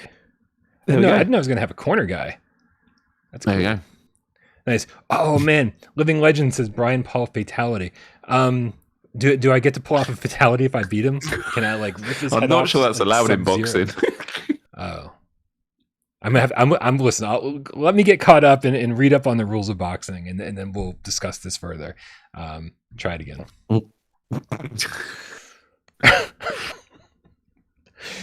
Okay. Let's talk about Among Us VR. Among Us. I can't believe it is November 24th, 2023, and we're still talking about Among Us VR because it's still not fucking out on PSVR2. This has been the biggest shit show, I think. And in a huge case of please feel free to separate yourself from me on this one, Myles. This has just been the biggest shit show, and also the biggest case of just like, in my book, absolute insincerity from a developer. Like, just be clear about shit. Just be honest about shit. Like the fact that they announced this game for PSVR 1 and said, "Oh no, we're just kidding." And they announced it for PSVR 2 and they said it would be there for launch. And they said, "Oh no, just kidding." It's like they kept putting it in front of us and then pulling it away. It's like Lucy in the goddamn football, right? And then they just go radio silent. And then conspicuously, literally, like it was like a day after it was like a year and a day after it launched on Quest that the trophies go live for the PlayStation 5 version. That Schell Game starts talking about it on Pico. It's like, guys, just fucking tell us. Just fucking tell us that, like, you know, that it was a meta exclusive, that you got paid, like that there was money. Like, fucking say something. But don't keep saying, "Oh yeah," and then nothing. "Oh yeah," and then nothing. It just feels, the insincerity about it just feels terrible, right? I'm 100% all about exclusives on different platforms. I'm 100% totally fine with different developers getting paid by different manufacturers. Like, this is what's happening on PSVR 2 as well. But if you announce it on a platform and then don't deliver, like, at least be transparent. Like, gamers deserve explanations. And it feels so insincere when you just go radio silent. When I Expect You to Die 3 gets announced, and you don't even mention PSVR or PSVR 2. Right? It's just like, and then we get Until You Fall. And there's no upgrade path. And it's not even the PC VR version. Like, it just feels like Schell Games is just kind of kicking us while we're down a little bit. And then at the same time, I think everybody's kind of losing interest in Among Us as time goes on. Like, I feel like their time has passed. You think so, Brian? But if it comes out in the Christmas season, I think it's going to do very, very well. Yeah, probably. Yeah. But I share the frustration. I mean, they did Until You Fall, right? No upgrade path. I Expect You to Die 3. Obviously, again, it's not that any of these things individually is an issue. In my opinion, it's that the culmination of all these things gives the sense of, because, you know, things happen. Okay, there's not an upgrade path. Sometimes there just can't be an upgrade path. But it does make it feel that PSVR 2 is a platform. Yeah, we'll put it on there eventually, and then we'll let consumers buy it. Like, the VR space is so niche and close that there's never been a better opportunity to have a good open communication with your consumers. Right. Like, that's something that is invaluable, and all great companies would love to have. They want to have an organic, good relationship with their consumers. You have a great opportunity with that, with the PSVR 2 space. And this is the kind of stuff that you'd expect to happen, you know, with flat screen games from massive, like, EA games or something. And by the way, EA games, there's lots of influence and stuff in that. But my point is, it's as if of kind of like, we don't have time. we don't have time to communicate. You know, it's Right. PSVR2 is just one of many. Is just one fish in a massive ocean of platforms that we're dealing with, and it's like, come on, guys. At the moment, you know, there's that it's a big portion of their player base. So, Ice-T in the chat says, why don't you just play it on Quest 3? Why does it have to be on PSVR 2? It doesn't. In fact, they probably shouldn't have fucking announced it for PSVR 2. Like, that's my problem. Don't fucking announce your game and then pull the rug out from under us. Like, I think that's the bullshit part. And I did. I played it on Quest 2. And there's nothing to it. This is a very fucking basic game with, like, I mean, 2 maps, I think, at this point. Like, in all of the fun in it depends on the people you're playing with. There's no inherent fun in just playing the game. Like, you have to be there with a good group of people in order for it to be fun. So it's about as basic gets. And so, you know, I mean, as far as I'm concerned, like, I may skip this altogether. I'm just fucking done at this point, right? Like, bring on Mannequin. Bring on Mannequin. Mannequin looks like a social deduction game that I can get down with, for sure. It's gonna be so good, so good. Anyway, the point is that there was a reason we're talking about this yet again for some reason. And in the first part of this is that trophies have gone live. Does it have platinum? It does have a platinum. Here, you know what? I think I can bring this up on the screen right here. You know what? What's up? You just changed your mind. You're like, actually, I'm super interested like in Schell this. Games, you're forgiven. You're forgiven. Everything's fine. You're forgiven and forgotten. Don't worry about it. That shiny platinum. Okay, so the Mastermind Platinum Trophy is get all 20 original trophies. Yep. So they are these are live, and if you guys don't know, trophies generally only go live once the game's ready to go. Once it's gone gold, they're just basically determining a release date, and so it's very seldom have I ever seen trophies go live and then the game doesn't come out within 2 to 3 weeks later. The only exception to that rule has ever been Poker Stars on PSVR1, where trophies went live and then we literally never saw the game come out until it came to PSVR2, like years later. It was the weirdest situation of all time. So first of all, it's coming out very soon. That's what we can deduce from this. This is our own social deduction game, Miles. And then if we now head on over to Twitter, here we go. Twitter. What's Twitter? X. I call it Twitter. The tweet set from Among Us VR says, ready to dropship. More beans are coming. Our bean family is expanding. Among Us VR is coming to Pico on December 5th. And we're like, you've got to be fucking kidding me. And again, this was days after the 1-year anniversary of the Quest release, right? So again, absolutely clear. If anybody was confused, it's absolutely clear that there was a 1-year exclusivity on this game prior to this. So it's coming to Pico because it would probably take a week and a half to port for a team of 3 people. So it's not like it took a long time to port to another headset. And then, yeah, of course, everybody here in the chat is asking, when's the PSVR2 version? When's the PSVR2 version? Which I love to see, by the way. Like, out there in full force, people saying, who the fuck cares about Pico? Where's the PSVR2 version? Like, come on, let's ask the important questions. And you know, on one of the answers, they said, stay tuned. We'll have more news to share soon without a shadow of a doubt. And the response to that was, wait, are you implying a shadow drop? And then somebody else, WW, asked in its PSVR2 version, and their response was, we'll have news to share soon. Until then, we plead the 5th. Love it. Yep. I love it.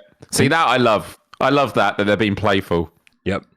And so obviously they were just saying the 5th is when the Pico version is coming out, but I think it's a little wink, wink, nudge, nudge saying, hey, it's also coming to PSVR 2 on the 5th as well.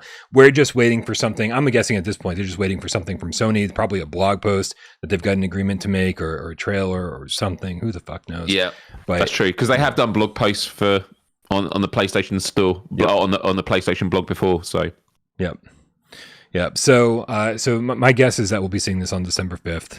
Like I said, trophies are already live, so all the evidence you need is there. We're going to be seeing it very, very soon. I don't know. Maybe they've got something special planned, like Jim Ryan as a playable character. Who knows? Who knows? Anything's possible. I'd love to see a little bean version of Kratos. Not gonna lie. That would be cool. Oh, it kind of reminds me of what they did with Fall Guys. Is they brought all these like characters in from games in the style. Yeah. And they would do it for platform specific stuff. So yeah, that's a really, really good shout. Yeah.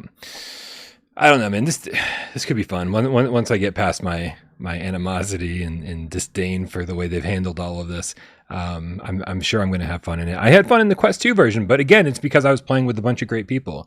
A bunch of people with a good sense of humor, and we're all like, straight up lying, saying that we saw somebody pull out a knife or whatever the fuck, like we're just saying whatever that comes to mind. And that was the reason Werewolves Within was so much fun. You can't play Werewolves Within with randoms. You can't really play this with randoms unless you just happen to run into a good crowd.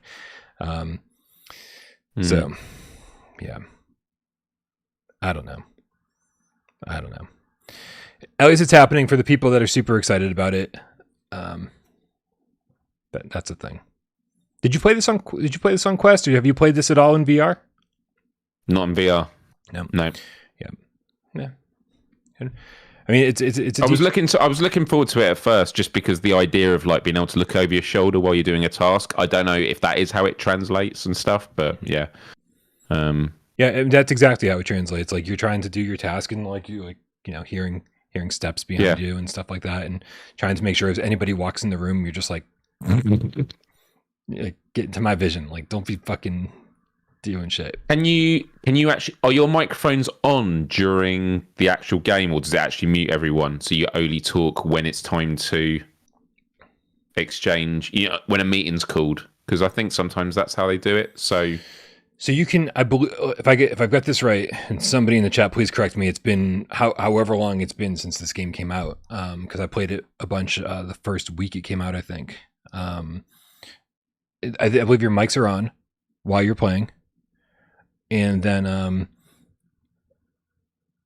and then somebody calls a meeting when the body's discovered, and then your mics are still on, and then of course as soon as you eject somebody, their mic is shut off, because then they're able to witness everything, and they'll know who the imposter is immediately. Oh, thank you, Rody. That's how it is. You can only hear people in your vicinity. Okay, that's cool. Proximity chat. Yep, that's exactly how it is. Fun. And that's great, man. Like that, I had some of the funniest fucking experiences. I think AJ was trying to kill Geisen or something, and I just heard the funniest fucking exchanges. Next thing you know, we're called into a meeting, and you have to like decipher what you heard. You're like, what the hell has just happened? It reminds me of the days of playing Rec Room and playing the Battle Royale mode, and you'd be going through like the forest, and then you'd hear some kids in the bushes going, oh, "He's just there, be quiet." It's like, and because of proximity chat, it was so good. Like those tense moments, really, really cool. Yeah. So there's, like I don't know, like obviously I don't like the way this was all handled, but I had a lot of fun when I played the game. So Okay. I'm sure I'll have a lot of fun when I play this too. Again, just like Walkabout Mini Golf, I feel like this is something that you'll buy. You'll leave it on your PlayStation for the duration of the generation. So that when somebody's like, "Hey, anybody want to get in to play a game of Among Us?"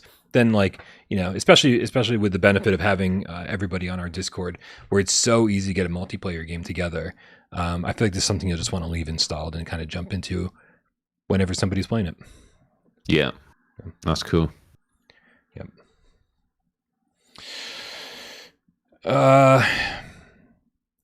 Ice-T is still delivering awful opinions in the chat. That's a shame. But you know what, man? If you like your little games, you're onto something. Oh man, I am beat, dude. I am beat.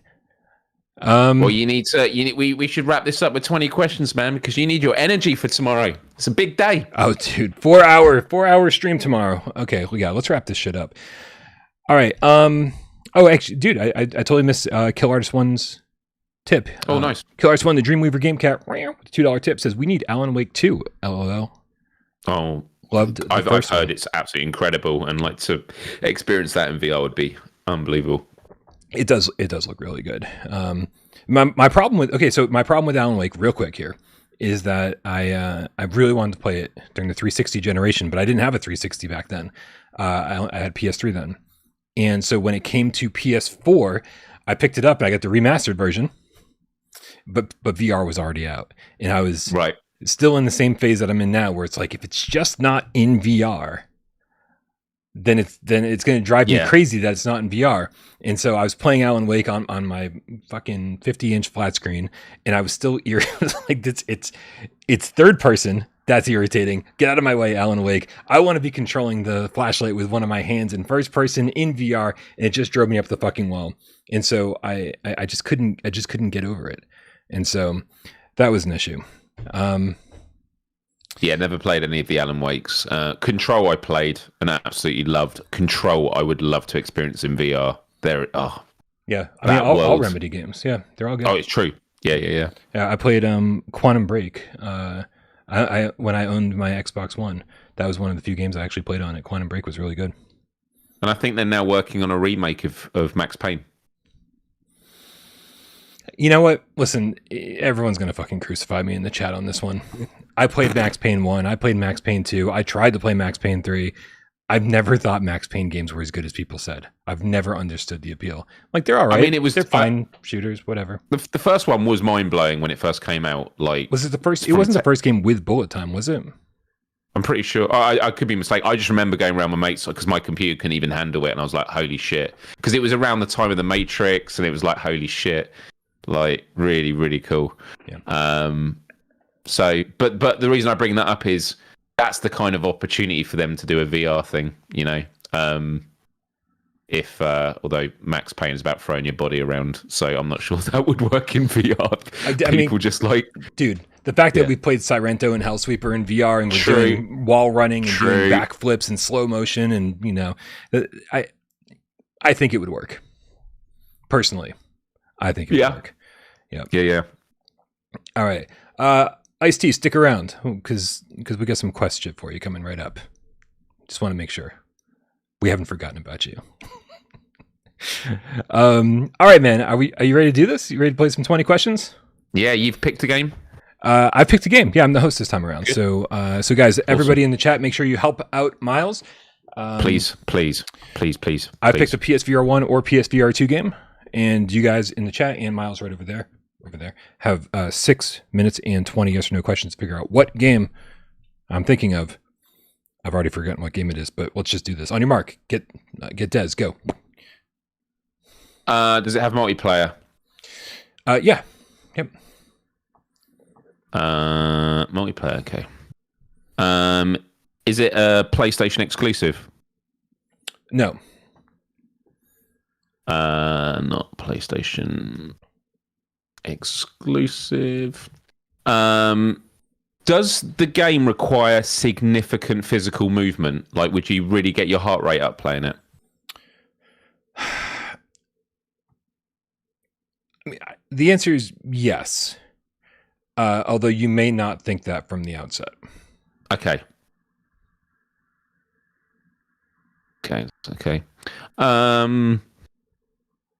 Would you say the game's family friendly? Is it like a game that anyone could play? I think so, yeah. Yeah. Okay.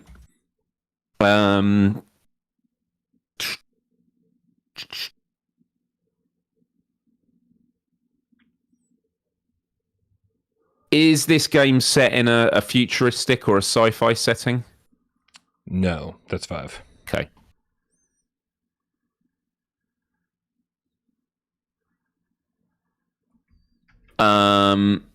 Is this game based on a licensed IP? No. Not a licensed.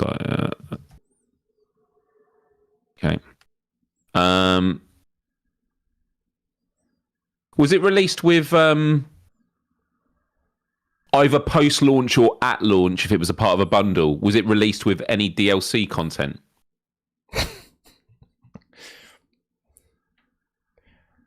No. Okay, no DLC content. No. Okay. Okay, so multiplayer, not PlayStation exclusive. Does require some degree of physical, like does get your heart rate up. It's a game anyone can play. Not futuristic. Is are you shooting weapons in this? No, you're not shooting weapons in this game. Is it a sports game? Okay, not. It doesn't have to be official sports, but is it like a? I think you could label this as a sports game. Yeah, probably. Yeah.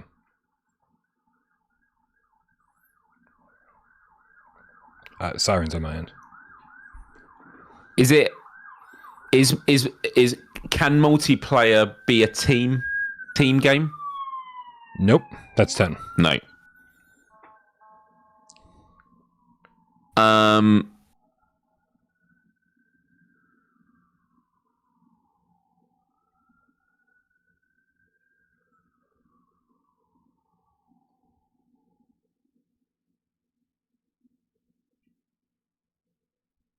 Does it have a realistic art style? No. Not gone for Oh man, so I'm thinking of stuff like Walkabout. Not Walkabout. Trying to think of other sports games or like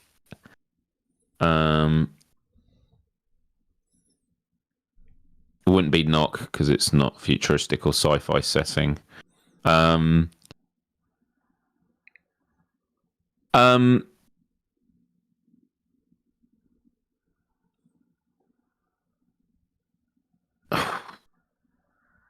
Yeah. Are you using swords? Yeah. Swords is a big part of it. Okay. And I'm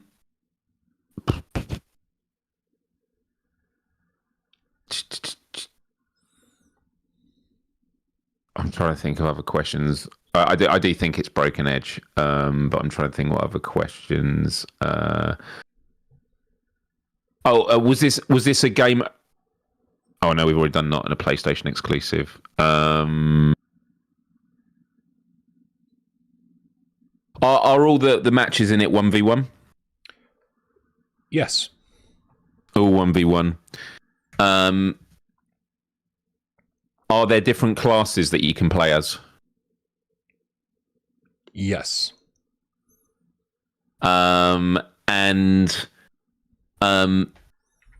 There's no full locomotion, is there? No. I'm just going to go for it. Is this Broken Edge? Miles. This is indeed Broken Edge. Developed by Trey Boucher, published by Fast Travel Games. Surprisingly fun once you get onto online.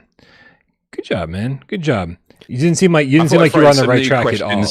Yeah, you didn't seem like you were on the right track at all. You never asked if it was on PSVR1 or PSVR2. You skipped a lot of the normal questions to get going, and then like you just honed right in on it about halfway through. Yeah, I wanted to do some different questions this time, like mix up a bit. It's happened the last 2 times I've been guessing 20 questions. I pretty much know what it is, but I really then freeze thinking I need some questions just to make sure. And it's like, what kind of question could I, like, when you know what it is, that's when it can become kind of like, what question would actually be useful for this?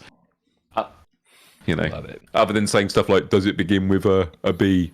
Which you can't do. That'd break the rules. I don't think that does break the ruls. We've talked about things that you can do, you can't do. Like if you want to waste your time being like, does this game begin with the letter B? It's like not only will you have to go A, B, C, D, right? Yeah. But then even when you say B, it still narrows it down to like a shitload of games. So yeah, I don't think that's against the rules, but I don't think we've ever encountered that. Well done, chat. And I'm just trying to have a look and see PSVR2 enthusiasts. Let's see if anyone beat you to it. B-Rad the best game cat, maybe. I think. Yeah, I'm trying. I didn't. Yeah. Yeah. Well done to you. Well done to you. Excellent. Yeah, B-Rad, the best game cat. I was having a hard time keep up with the chat and see who. Someone just said banana monkey in the chat. Can I ask, when is monkey throw poo poo or whatever the game's called? When's that coming out? Monkey doo doo. Yeah. This is how you want to end the show? Talking about monkey see, monkey doo doo. Yeah. I'm just curious to know when.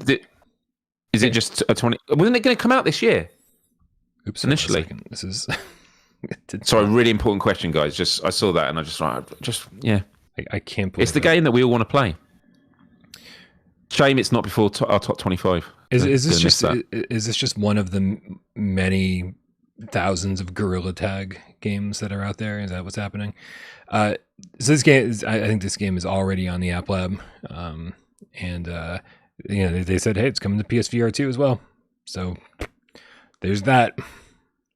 I don't know when it's supposed to be out. I don't think they ever gave a date for the PSVR2 version. But yeah, you do get. Someone asked, do you get to throw poo? You do. I think that is a main mechanic in it. And if you couldn't, then they really missed the boat on this one. Yeah. I think throwing poop is just going to be a really fun experience. As I know this is only semi-related, but I've been keeping up with the TOS developers over on their Discord and keeping an eye. Like they're testing out the multiplayer stuff, like the real-time multiplayer things. They are. Are they adding poo flinging mechanics? I don't think that's a thing. Yeah. Was that not a top requested feature? I mean, I don't know, man. Like, I don't keep up with them that closely. Like, okay. Maybe we should start a movement, guys, and start requesting it. Like, if enough of us do it. Like a bowel movement? Yes, a bowel movement. Start I like it. movement. See, Brian's getting this now. I like this. Listen, next week I'll be speaking with a British accent. I'm that close to being... Oh, my. No, don't do that, mate. Yeah. There's some things that are just take it too far. Yeah. I feel like we've done that already. Puns, though. Puns, for sure. Thundercat, Game Cat in a Hat, slowly getting fat with £5 says, don't burn out, guys. Sending some energy your ways. I feel like I just got it. Like it took a little while to get through the internets, but I feel like I just got that burst of energy. Maybe we should start the show now that I've got a little bit more energy, Miles. I'm knackered. I feel like I was a little angry today. So my apologies. Get out. That's why we do this. Get out of the system. Yeah, my apologies to Schell Games and Ice-T and anyone else that I pissed off today. I'm just in a bad mood. I should just go back to bed and try over. Try over? That's not the... Try over. Try over. Try over. Elephant Trap with the membership for 1 month. And don't forget, by the way, if you are a member, you can click the super chat button and every milestone, you get a free super chat. So it's always worth using.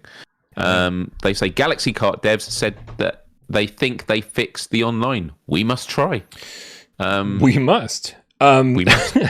Dude, okay, listen. So I know we talk about Galaxy Kart every goddamn episode. But yeah, they issued a hot fix for a lot of the multiplayer stuff that's going on. It looks like, I want to say the first week in December, they've got another patch going out to give... to update it with 3 more tracks. So they're just pumping out these tracks like fucking constantly. And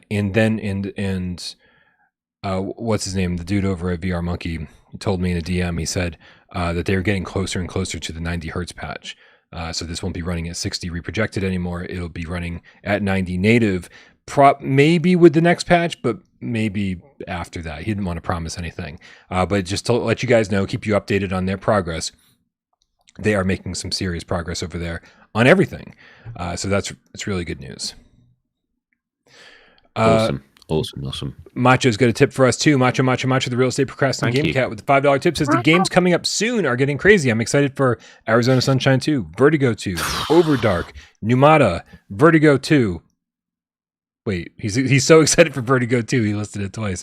Arcanage, Ghost of Tabor, and Grimlord VR. Yeah, dude, there's a shitload of games coming out soon. I'm curious about Arashi Castles of Sin, because like that game was really fun on PSVR 1, but like to bring it to PSVR 2, it needs a lot of work, and I just really hope that they give it the amount of attention that it needs, because that game's coming up really really soon too. Like we're only like a week or 2 away from that, aren't we? Like isn't the 5th or something? Man. Listen, I also tweeted something out on X or Twitter. I X'd something out on Twitter. I'm not sure how to say these things anymore. There's been a lot of discussions lately about YouTubers and about people accepting money or demanding money for reviews of games and whatnot. And I've always been really clear about my stance on that. I don't do promotional videos. I don't take money for reviews, anything like that. I don't take money from developers or publishers to make videos. That's not what I do. If other YouTubers decide to do that, that's their prerogative. That is up to them. Like, that is their business. They run it however they want to. I feel like that there becomes a very the waters get muddied very quickly as soon as you start accepting money from people and then have to rate games for them, rate the things that they've made, and then recommend them to people. So I don't agree with that practice, but that's for each YouTuber to decide by themselves. And so there's been a pretty lengthy discussion about this on Twitter lately. You can go down a pretty big rabbit hole and kind of see where it all started. But in the process of going down that rabbit hole and tweeting things out, my beliefs on this, I kind of ran into myself ethically when I realized I was like, hey, there are VR developers, there are members of VR teams who consider themselves games cats, who really like the channel, they watch the channel, and they have contributed, and some of them still contribute on Patreon. It gets into like a really weird gray area where you go, well, why is that okay? Right? And so I don't want there to be any gray areas anymore. Like I don't want to say, well, that's not okay over there, but this is okay over here, and then say, well, why? And so I made the hard decision to say, well, that's not going to be allowed anymore either. I emailed all the developers who I know work on VR teams and said, please pull your Patreon support, because I don't want there to be any more gray area. Like I want to make sure that everybody is 100% on the same page here. And so now I need to publicly say, if you are on a VR team making a game from VR, I guess we could say specifically PSVR2, but let's just make it a blanket statement. If you're a VR developer of any kind, please, and I didn't message you because I don't know who you are, because there's a lot of names on the list. Please, I'd appreciate it if you pulled your Patreon support, because we're trying to keep everything as black and white as possible here. So that's that. We're continuing to evolve the channel, and maybe I don't know if this is something that people would consider like an egregious problem, saying, oh, well, you were taking money from developers. It was like, yeah, sort of in a very public way with the list going on down there. But I no longer, I no longer consider that even acceptable. And so this list will be updated on December 1st. And hopefully we won't see any VR developer names on it anymore. And I just want to make sure that everybody is, on the same page and that we're all clear about this.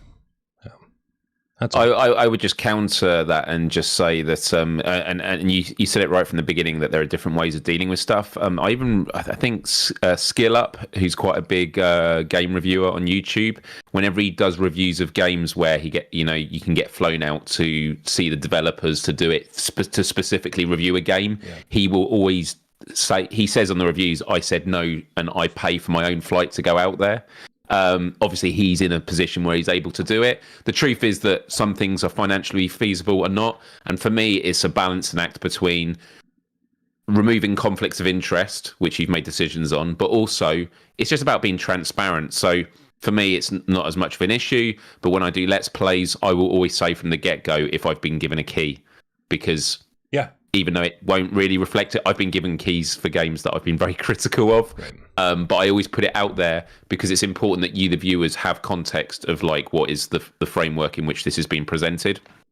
But I would just say, like, in counter to what Brian has just said, if you watch this and you enjoy the show and you do have the ability to put your hand in your pocket and, for the price of a coffee a month or something, support on Patreon, I urge people to do it. I put money behind, Discord, helping run that. And I know Brian's not going to, say that, money isn't the only thing that you can support the channel with. That's absolutely right as well. But at the same time, if you want editorial freedom and you want these kind of channels to exist, Brian doesn't have conversations with sponsors. You think about all the podcasts that you hear where they always have sponsors on it. And again, it's not criticizing people do it. That is just a different way of doing things. Right. Then it needs to be backed by the community. And the community has been incredibly generous, but it's just to reach out to those of you who perhaps haven't considered it before, just have a think about it.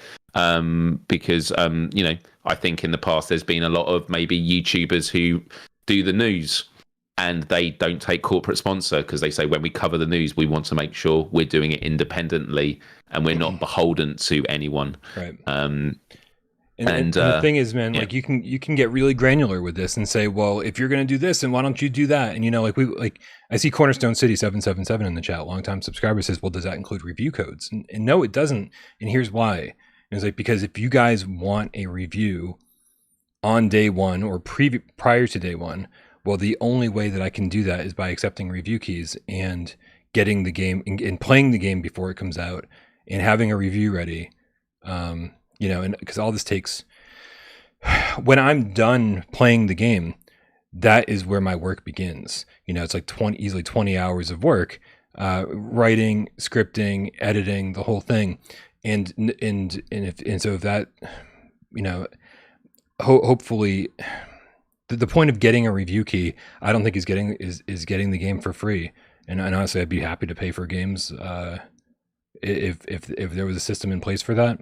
I mean, it would get real expensive real fast, but I'd be happy to do it just to, again, make sure that there's no gray area. It's all black and white.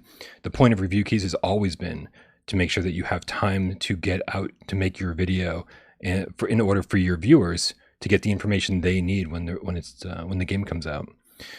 So, and again, going back to that transparency thing, right. In your reviews, you say review provided by the developer or publisher. Right. So for me, it's like, it's not a question of like, is it just about conflicts of interest? It's about transparency. Yep. And the areas that Brian has taken action, from what I can see, is where the transparency wouldn't be so obvious because people aren't going to know who are people contributing money and stuff like that. Right. And also, if anybody thinks I'd sacrifice my integrity or anything for a $20 or $30, $40 or $50, $60 game, like this is everything I do. This is my entire life. And so, getting something from somebody for $40, I mean, it would be ridiculous because the thing about a review is all you do is if you buy the game, and then you go, well, Brian lied about this in the review, and he lied about this in the review, and he lied about this. It's like everything is fact checkable. You can see exactly by playing the game yourself, you'll know immediately if I'm lying about something. And so I feel like it's a completely different situation personally. But these are long conversations, and I'm always listening for when people have objections and say, well, this is ridiculous. I've certainly dealt with people on the channel before who said, well, you get every game for free, so how can I trust you? I was like, well, you tell me which review you disagree with, what parts of those reviews you disagree with, and we can have a conversation. But I stand by most of my reviews.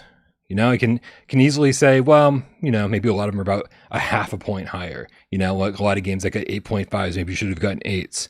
But that's part of the recency bias. That's part of being a human being. That's part of like just, being excited about something I just played. And then, having a little bit better perspective in a year.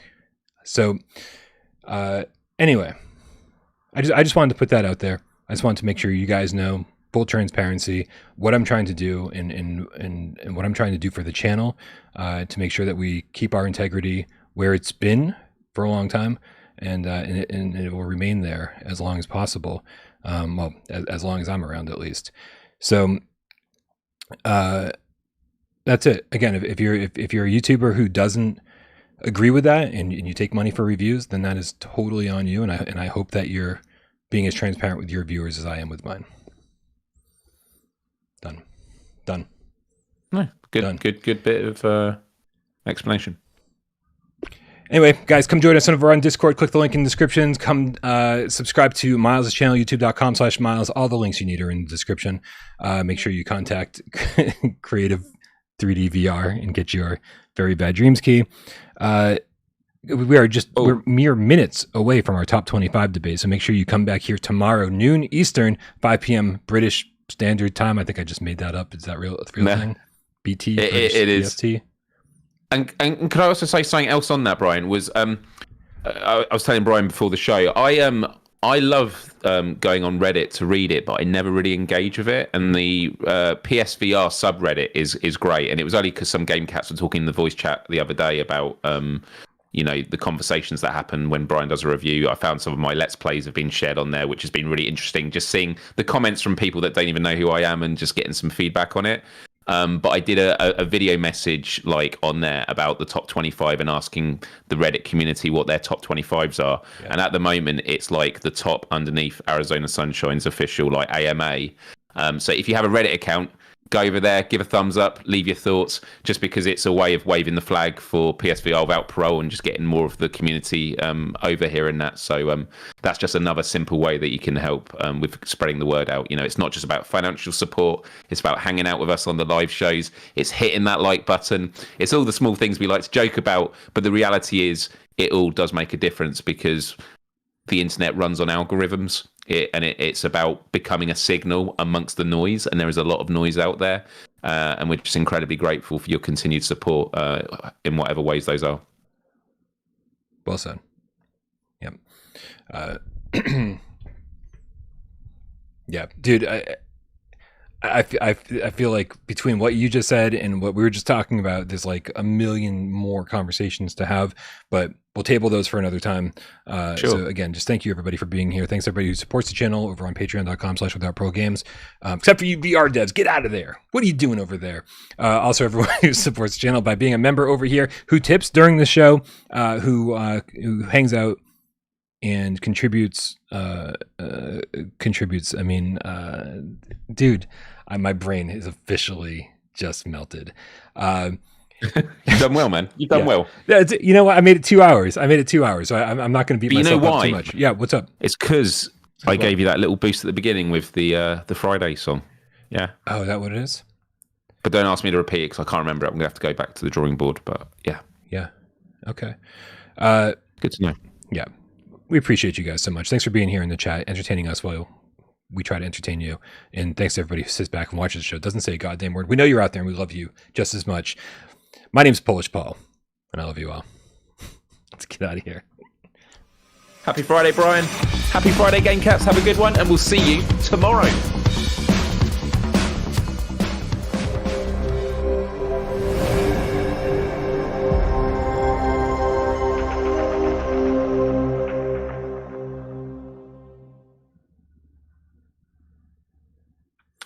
Oh man! Wow, this thumbnail's all over the place. Myles, we can't get out of here before we do a little clip of the week. And I got to tell you that when I was watching this one comes to our good friend I told you my brain's melted. This one comes to us from our good friend over on Discord, Primal Sage. Guys, remember, if you have a good clip of the week, if something funny happened to you in a video game, make sure you clip it and then you submit it over on our Clip of the Week channel on Discord, and then we'll amazing. Yeah, if it's good, we'll pick it. Primal Sage has a good one here, and my dude, I was just like, what is he doing? What is he doing? And then I watched it and I just laughed out loud watching this. So let's check this shit out. Ready? Let's do it. Let's do it. Watch. And yes, much better. Ooh. Wow. Nice little horses there. That you usually only will see from that distance. This is quite detailed. I mean, look at this guy's face. Look at the horsey. Nice. And further up we go. Whoa, no, fuck! Have you heard? There's to be another convoy sent to Athens. Fuck you. Dude. Yeah, I love it so much. I've watched this like 7 times. It's like, because you can see where it's going, Sirens of Mine. You can see where it's going. You see that he's gonna fall, and he's falling. He's like, and then and it's like, okay. And then he doesn't cut the video after that. And I'm like, what are we hanging around here for? I feel like we missed a beat on the edit. And then you hear the lady talking. He just looks up and goes, fuck you. And that makes me laugh so hard every time. But I have to say, like, I've only played a couple of hours of it, but like I do remember that I didn't realize the Vampire Masquerade got so like bright in the end. Completely forgot to mention. Completely forgot to mention. This is Assassin's Creed Nexus on Quest 3. What? Yeah. Oh my god. Listen. How much are they paying you, Brian? Listen. How much are they fucking paying you, man? Listen. Oh. I only get irritated with Quest. With Quest when Quest players irritate me. I think Quest 3 has a lot of potential. I think it's way better than we all expected it was going to be, and I think Nexus kind of proves that. We definitely want that game over here. But come on, guys, we definitely appreciate all VR headsets. So make sure that even if your cool moment happened over on Quest or PC VR, feel free to put in clip of the week. Yeah. Brody, the Game Cat Army General, said, "LOL, he sold out." Well, in all fairness, Ubisoft paid me like $1,000 to make that. And happen. to be fair, Brian did say he was going to stop taking Patreon support from PSVR game developers. So Ubisoft doesn't count. Perfect. Ubisoft. I hear they have a bit of pocket change. I hear they're struggling financially, so I hope Nexus sold them. Yeah, because they keep giving you their money. Oh. And you're not even talking about their games normally. So maybe this will save them. Maybe the without parole bump. I'll take a without parole bump. Hold on. Oh yeah, that'll get my night started. Good night, everybody. We love you all. Oh, and see you tomorrow. See you tomorrow.